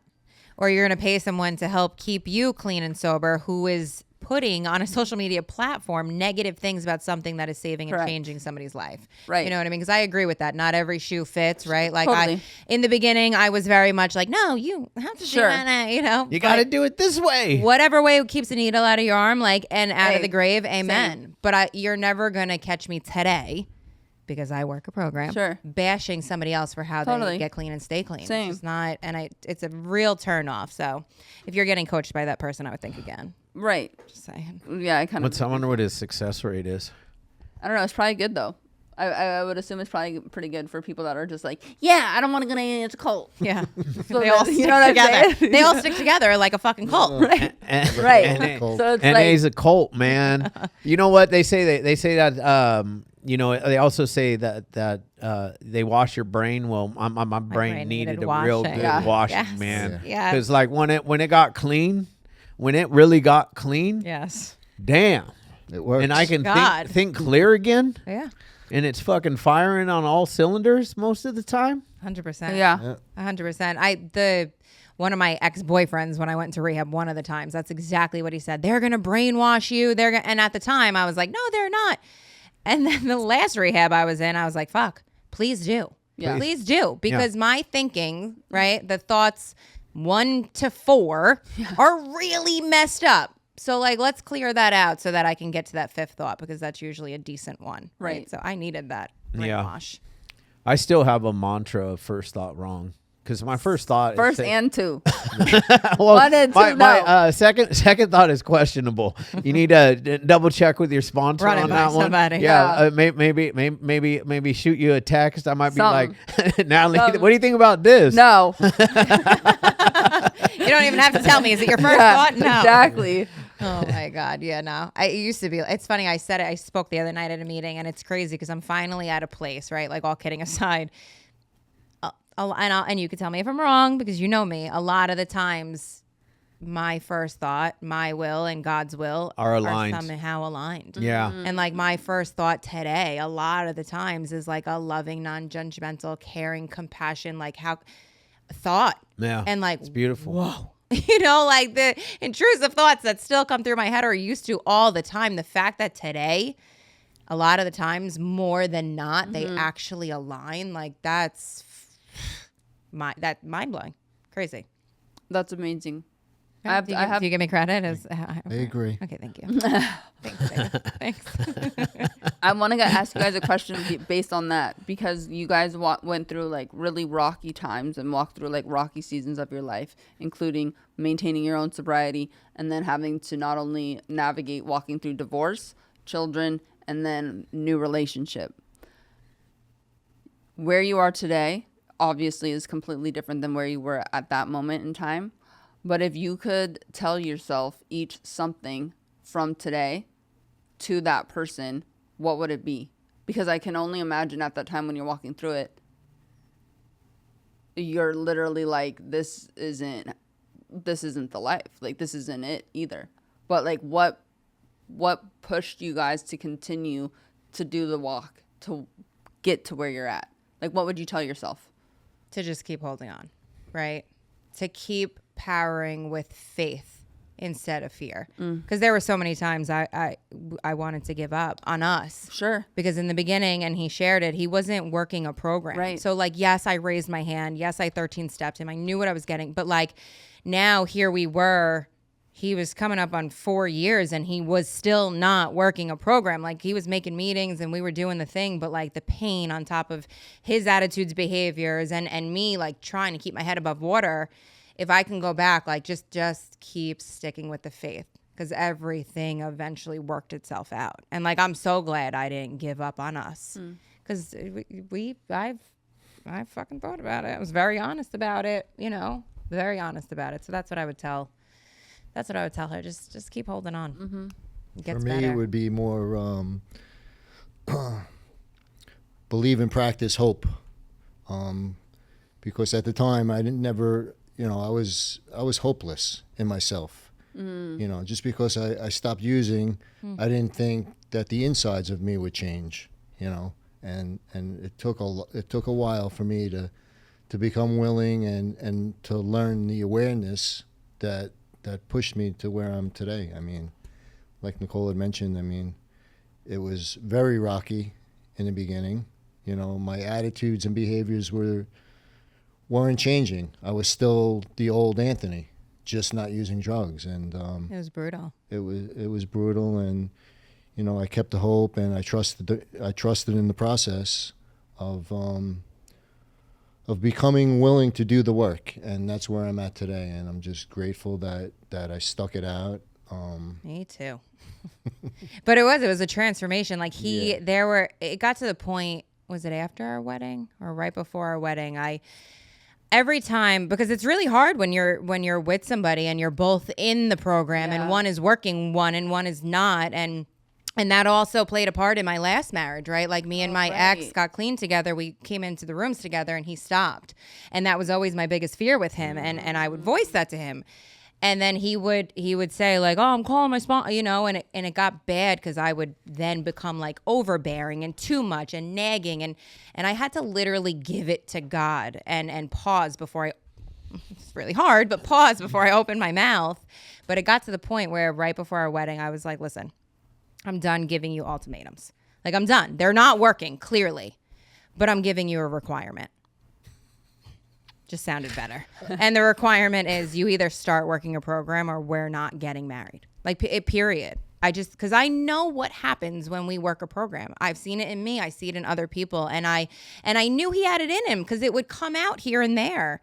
But then, the other side would come out and it got bad. And thank God for Robert C., who is now his sponsor, and he hates when I give him a shout out because he says it's God and it's Anthony being willing, but he plays a big part. You found your person, like you found the person that you were willing and open to do the work with. And I'm so grateful for Robert and you Because being willing. prior to that, I was with sponsor after sponsor after sponsor doing 1, 2, and 3. Yeah. 1, 2, and 3. Yeah. 1, 2, and 3. The shuffle. The shuffle. Yeah. And not getting into the meat and potatoes. Yeah, I mean the first 3 are amazing, and they're extremely important steps. But man, the ones in the middle are like, that's the house cleaning. Yeah, 100%. That's the house cleaning, and then like Then you live 1, 2, and 3. you live 10, 11, and 12. You know, because like 11 kind of like repeats 3, right? You know, with the it takes you to a whole new level of a deeper God's one. will. Yep. Of God's will, right? You know, and man, and then just giving back, right? Like you guys actually do give back through your social media as well. So I don't take that kind of stuff for granted, because people DM you. Oh, yeah. And you listen to them and you help them. That's being of service. I mean, Nicole has gotten numerous people into treatment centers. Yeah. Since we started. And I don't get paid. Let me just put She's this out not there. I don't making get any extra paid. money. You know what I mean? Like I said in the beginning when I went into treatment, yeah, I was BD, and let's just be honest about the treatment center. When you're BD and your numbers are great, like you get paid great. It's a fact. I don't do that. I don't do. You know what I mean? And we take the time. Sometimes we're in bed and recently we started Facebook, and that blew up overnight. And we get these Facebook messages, and we'll be in bed, and I'm like, babe, this one's on you. Answer those messages, you know, because I never want someone to not feel seen or heard. So I try. We get so many, but we try. And if I can help get them in, and even if it's not, right, like, yes, I work for an incredible treatment center that I've even sent my own family to. But I've built relationships with other people that have treatment centers. So if Legacy is not the fit, I'm going to do, and I tell them, I will do whatever it takes to get you help. Even if it's fucking samshould.com. Like, I will walk with you through it to get you that help, no matter what. So, yeah, we And that's the truth. I've seen her Yeah. become friendly with these random strangers that she got into. It's mind-blowing. Seriously. She has relationships with a few people today still, and I'm involved as well, that she got into recovery. She got him into rehab, help, and yeah. and You were the bridge. she was the Beautiful. bridge. So watch some, like we don't know. I'll speak for me. I don't always see it in myself. Sure. I've gotten better, but like in the beginning, I didn't always see the change in myself, the growth. But it's so much easier for me to see it in you guys than So to take somebody when they're at their most vulnerable state and be able to watch them little by slowly just get better and grow and change and build a relationship back with their loved ones, and then have their loved ones thank me, like we say that it's selfless service, but it's not. I get back by doing this also. There's no greater feeling in the world than being able to help another struggling addict find their way to recovery. There's not. And that's something money can't buy, It's our primary purpose. 100%. kind of message. 100%. Yeah. So, man, I'm grateful. I'm a grateful addict today. You guys are literally my favorite couple. Yes. Recovery Leave couple. me hanging. Yeah. Don't leave me hanging. I don't have that was like really fucking bad. Do that again. Like I'm not a recovery couple because my wife's kind of like a normie. So, that's a thing. We try. I mean, I have a keep it question. real. I Shoot. know that we're wrapping up, but Emily does these really good questions, and they'd be really wrong if we didn't do it. Emily, are you dialing in over there? Is Yeah. Emily like behind the scenes Oh yeah, investigating? She's like, Emily is our. I have a yes. whole. Doctor- wait, I was it- opened was this it up like, what's because I on? have a whole sheet on you guys. Is that what's going on behind Oh, the yeah, thing? that's- I'm like, yeah. is she looking at herself in the camera? Does she Oh, able no. to see herself? Is there questions? Is Emily over there She's got doing your- some wild investigation on us? I love No, that. I mean Emily's Sure. always doing something like that. It's all right. What do you each have today that addiction once convinced you would never be possible? Love. Love with others. Love with self. Yeah. Being secure in my own skin. Love. Literally. That's all I ever wanted. Happiness. Yeah. Which just all goes back to love. Love. Yeah. It's a good one. Which is actually insane because if you really think about it, that's what it's the Bible. The whole entire thing whole that thing. Jesus wants to spread to everybody. Yep. Is love. Yes. That Just is love one another. Yes. And then for us to do that with Yes. other people to the best of our Yes. ability to bring them that light. Yes. And, you know, I'm all for it. It's love. Crazy. I love that, and I'm gonna show you what exactly I'm staring at. Not myself. Oh, I love that. The questions. I'm like, wait, is this like a thing that's going to say love or something's going to pop up that says No, love? nothing Here, that questions. not myself. I'm not chat addict over Okay, here. Chad Yeah, staring at it's all himself about in the cameras. it's about you. Just guys. so you guys know, your viewers, he's angled that way. This room is set up with that spot because Yeah. there's TVs and he gets to look at himself. And here I am, side profile. Yeah, me too. Same. That's right. We all Side. look great though. Hey. That's right. I got to make sure the lighting's right. My God, You know, we- I'm 52, guys. Yeah. The lighting's got to be crisp. You heard that, babe? The lighting. It's all about The lighting. lighting. Your Dude, I have if you walk by my office, I have that same light, that light right there. I have this like camera set It's up. actually sickening. Like I've been asking, like, And I don't- in the nicest way. I mean, sickening. Like it looks fucking good. We're like, I would like it too. Like I would like that light setup as well. I'll take because that too. when you Get one? when you do any Zooms or you take any calls or anything, like I've sat in with him next to him, and I You look can't. great. I'm like, dude, I look kind of bomb right now. like the and my beauty face is- filter. Yes, It's a beauty I filter literally- without it's a filter. Yes, I love that. So I have like the camera. So I'll I will be in others. I will be in my office and I'll be on the same Zoom with Chad, being hell of annoyed because I'm looking at him and I'm like, your setup is Why like, are you glowing? Yeah, exactly. I'll be irritated, not even listening it to takes the call. every Yeah, staring motherfucking at Chad. it takes every wrinkle out of my face. Oh my God. I It's need just that it's light. all the lighting. Yeah, Light. lighting is like Pretty good zoom. That's why we have that light right there though, because for the light- Chad. I believe it. It's angled right at him. Once again, you guys can't see it, but there's a light angled that just light- at Chad. There no. Yeah, Wait it's a not. minute. Is it at me? There's no other there's light like nothing. that. Yeah, Fucking exactly. A. Next time I come on this podcast, Chad, I'm sitting in that seat. Right, totally. Damn it. takes 10 years off of you. That's Just like great. that. Bam. People are shocked when I tell them I'm 52. They're like, "What? Yeah. I thought you were 42." Yeah. I was a little shocked when you said your age, but it's Yeah, the you look light. good. Okay. Yeah, It's the light. It's The the light. lighting. It's I'm messing with him. No, the both of you look great. I got to give you credit. There's a lot of 50-something-year-olds nowadays that don't No, look that's like true. you guys. No, That is seriously. true. Yeah, kudos Like, to the men. Yes. Good job, guys. Take care of shout, yourselves. shout out to my sister in Belgianese Med Spa Botox for is keeping. the Botox and other products that she puts in my face to go. keep it looking a little bit better. Yes. You know, I'm not one of those guys who's willing to age Why should Ever. you? gracefully. Why should you be? Ever. That was a good one. That's it. That was sick. Yeah, why would you? Why would you? With the stuff they have today. Ever. I'm like, I like. Me and Chad, trust me, come back in 10 years. Me and him will be We sitting look on. exactly the Same motherfucking seats. same. And no, we're not AIs. Frozen. No.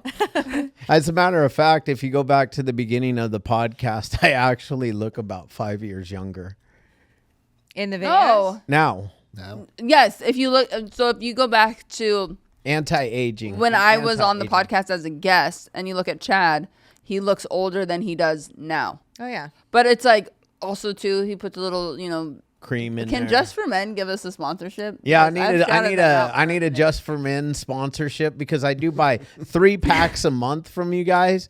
We'll sell it right But here look at on the yours, on the his po- looks No, great. he's good. Yeah, he's good. He's got the dark try. skin. Which, yeah, it does not, like, so with his, it actually does make a drastic difference from him having it dyed or not. Yeah. Because he takes so much, to me, years off of him having it dyed. Having it dyed. No, I don't want Yours, him dyed. right. He can't And do because it looks, Your beard. It's not It happening. might look funny on you, to Yeah, be no. honest. I feel like- with Well, you.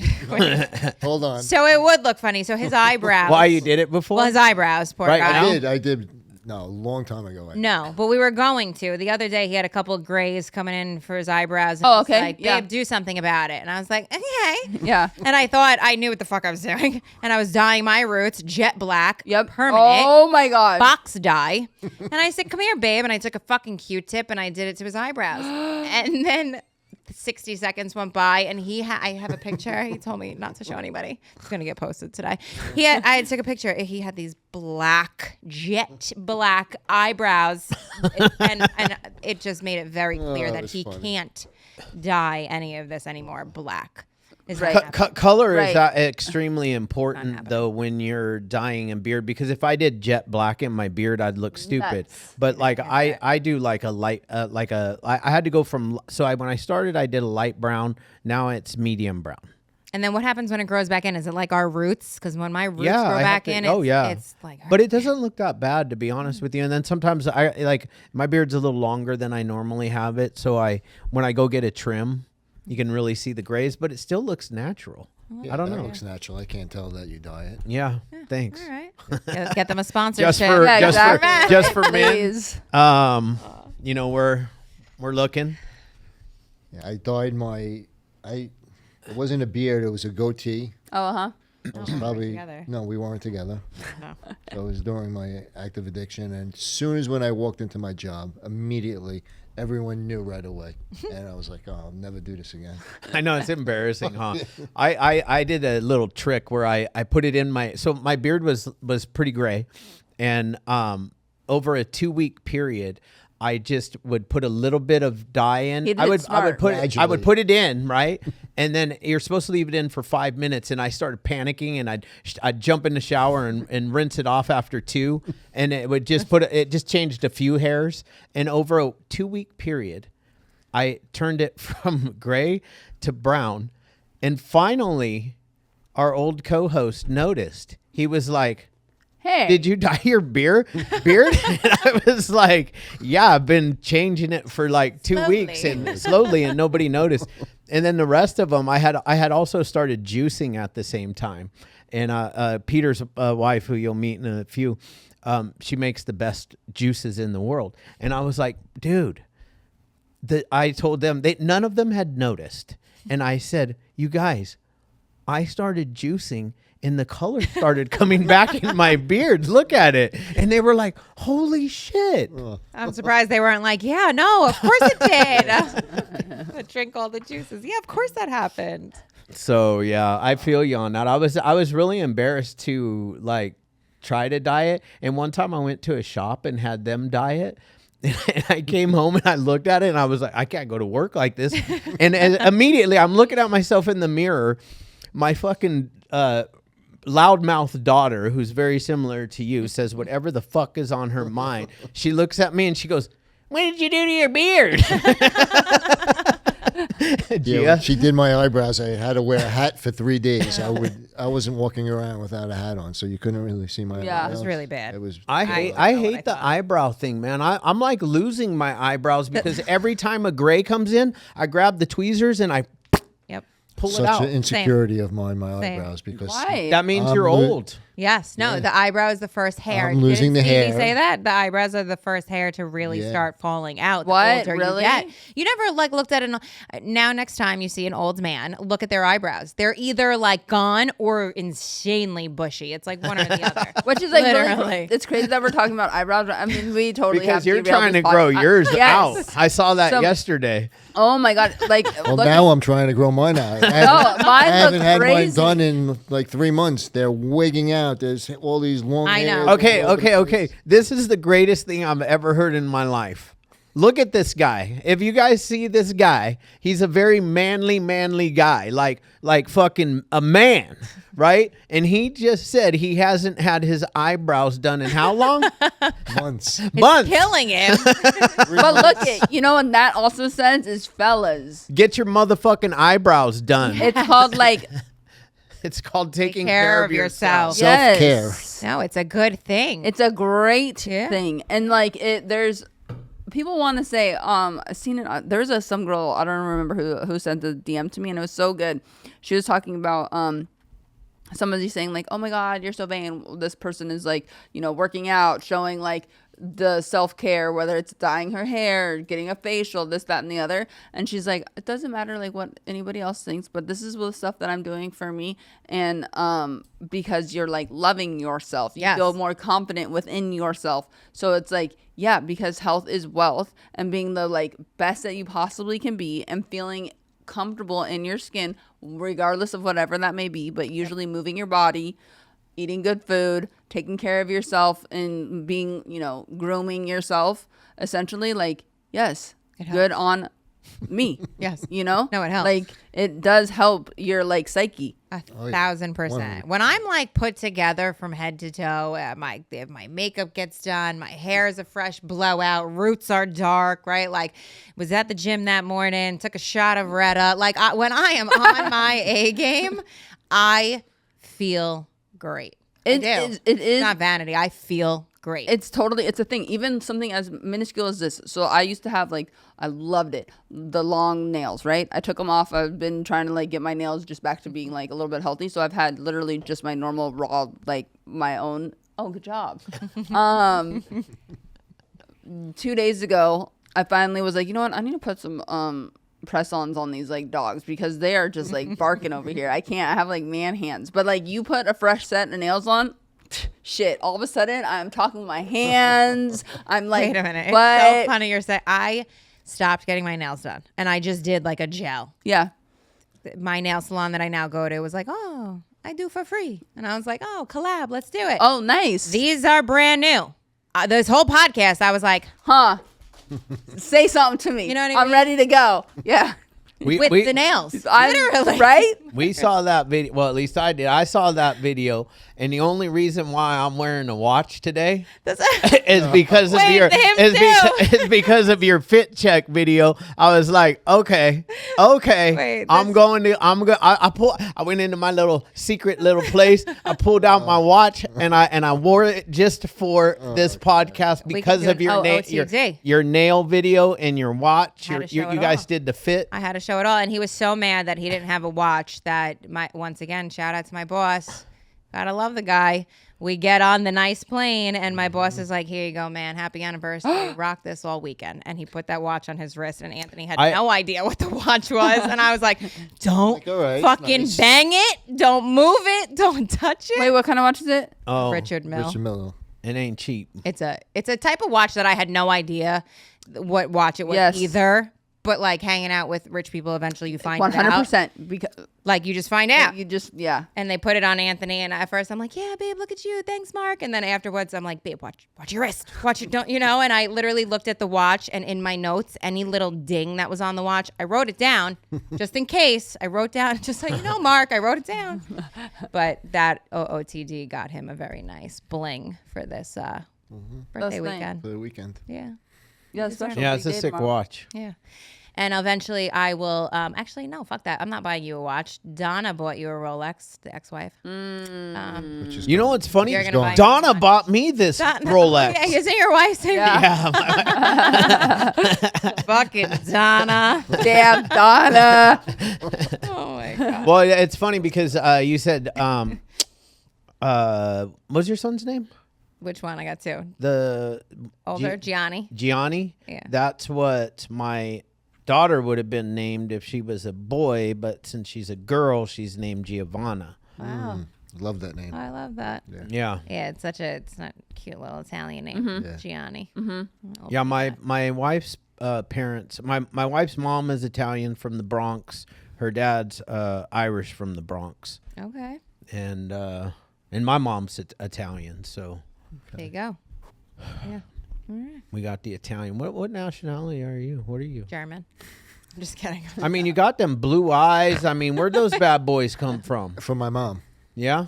Yeah, she was 100% Italian, and my dad is...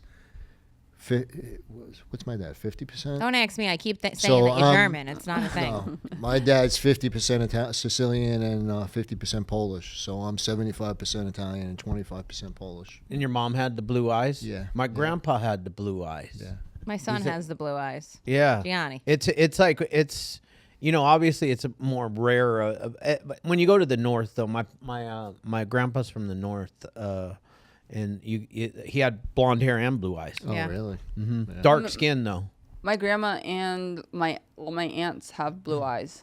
It's crazy and full Italian. That is Like, crazy. what? Usually it's supposed to like skip a generation or something when it comes to the blue, and it's so rare lately. I feel like nowadays not a lot of people, I don't know, have blue eyes, but it's cute when you do. Like literally Gianni looks at me. It's funny because obviously Anthony is their bonus dad, and in the beginning we would go out to eat and the waiter or waitress would look at Gianni and Anthony and they would be like, oh my God, you look just like your father with beautiful eyes. And every time I would correct them because I felt like that was the right thing to do. And I thought my son wanted that. And one time I think we were at like IHOP and the guy came over and had this whole conversation about his son and how they looked alike in their eyes. And I corrected him. And afterwards, Gianni was, I don't know, 7. And he pulled me to the side and he's like, Mommy, you don't have to do that. They could think Big Guy's my dad. And they call him Big Guy. Yeah. And I was like, oh, but you have a dad. And it's not like his dad's not present. Yeah. So I was like, you have a dad, baby. Like, we could tell them. And he goes, no, I like it. And I was like, okay. And it's happened since then. And I'm like, how cute. Don't say anything. Yeah. The blue eyes, don't How say crazy. anything. So one of your son has blue eyes and the other one has brown? Yeah. They're completely different. My older one is like tall, super skinny, blue eyes, light hair, tan, and then my younger one is like this tough fucking take you out Tank. Italian, dark hair, dark eyes. Yeah. Wild. Peanuts. Both my kids have brown eyes, so Yeah. Oh, Gonna wow. get you blue, but maybe their kids will. Yeah. maybe. Yeah. We'll find out, Grandpa. One day. It's funny because it'll be funny if like maybe they get together with a brown-eyed person.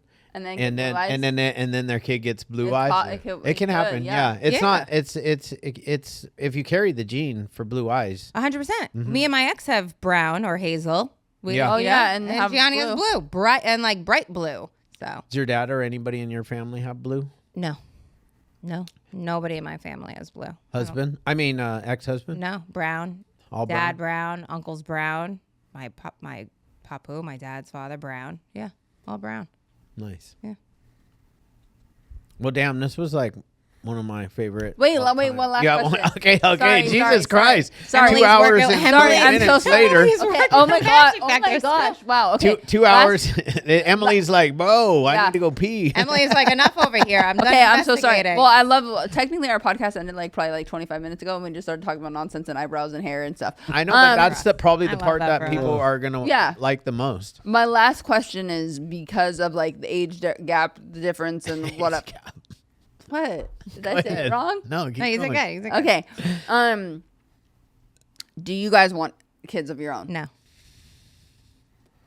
Were you gonna say it that quick too? No. Jesus Christ. Well, it's a thought. We've been. No, at this point where we are in life, no. I mean, in the beginning, Thought about in it. the beginning, 6 years ago, if we discussed it and you would say that if we had a kid, we'd have a girl, I was definitely down because I have 2 boys. Nicole has 2 boys. I would love to have a girl. Nothing better than But- being a girl dad. Man. Yeah, I know. Like, That's- if we that's knew something it, we we would have done I it. know I'd be a great dad now. You can do it. Oh yeah, you can.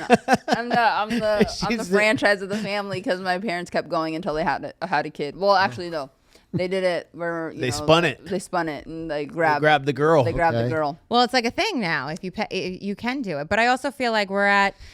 Yeah, Like, now I feel love it. him so much, and Right. it would have been incredible to have his child, but I feel like where we're at today, because we split my kids 50-50 and have that great relationship, and his kids are older now, we get to enjoy life together. Yeah. You know what I mean? Like, I love my kids, and I will say it, I love my kids, but I will also say it, I love having my free time from my kids. I do. I love being able to be me, which is so much more than being a mom. And when we get to have that time together, it's incredible.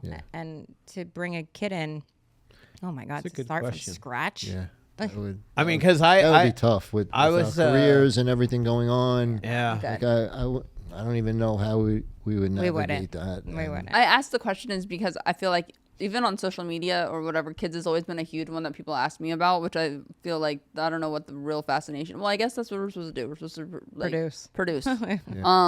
And I get asked that question, and like sometimes negatively that I don't have a kid. I don't have children of my own. Like my parents or my brothers all have I have a bunch of nieces and nephews. So like my Legacy parents are goes good. on. Exactly. Yeah. So, yeah, that's where the question came Yeah, up. we get asked a lot on social media Yeah. about that. And Or get told. There's comments that are like, "You too need to have a kid. Do you know how beautiful that kid?" And I'm like, "Shut up." Yeah, Think it would about be this beautiful. though, because I have a friend that had a child. I can't call him a friend. I got to stop lying. Acquaintance. I know some guy who had a kid at 52, and he's 58 now. His kid's like 6, Oh shit. running Yeah. around. Yeah. I'm 52, and my last child just turned 18. Exactly. And Yeah. if we had a kid well, today, that's my kids, 22 and 18. yeah. But I have 2 stepkids, 10 and 8. The 18-year-old was my stepchild, Okay. my step monster. There you go. She's living the dream. I have a son who's 20 and a daughter who's 24. Yeah. Yeah, we'd be redo. It would. Yeah, be, you'd be You'd be that's a lot. redoing life. Yeah, he's already Especially redoing with with mine. me. too. Yeah, you're Yeah, right. yeah, You're right. He's already redo. Yeah. You know, which on a flip perspective is a beautiful thing. You know what I mean? Not him not being able to show up as the best dad when his kids were younger, which is pros and cons. It was shitty for his kids to see him step in my kid's life and now be clean and sober. Yeah. But a positive thing for him as a man, he gets to fucking redo it. Yeah. But to bring a newborn boy to if we had a kid today, she'd be 10 and you'd be 62. No. Not that there's a bad thing in that, just not for us. Yeah, No yeah, for No sure. Yeah. judgment. judgment. No, thank you. Yeah, it's not happening. No, thank Yeah. you. I like that, you guys. Great You're question. you're funny. You make thank you so much. I try. you make the Nick and Ant show funny, and it's funny to see him oftentimes too in the background because in my mind I think I wonder what you're thinking sometimes, and that's why I think it's so classic for you guys too, because I know that other people are like, what the hell is he thinking? Because Yeah. she's so wild. Yes. Yes. And it really works well. So thank you guys so much Yeah. for coming on. I'm a fan. Yeah, I'm me a too. big fan. Me too. And Thank you for having us. Yeah, Thank you for having us. absolutely. And we're a fan of your guys. Yeah. So we're grateful that we were able to make this trip, travel across what country? Yeah, across the country. And be here today and now build a relationship. Yeah. yeah, For sure. It's great. this is just the beginning. Yes. Absolutely. Thanks. And happy Big 8. Thank you. Yes. Yes. Yes. Congratulations on Yes. 8 years. Amazing. Thank you. Incredible. If we could do it, you could do it. That's right.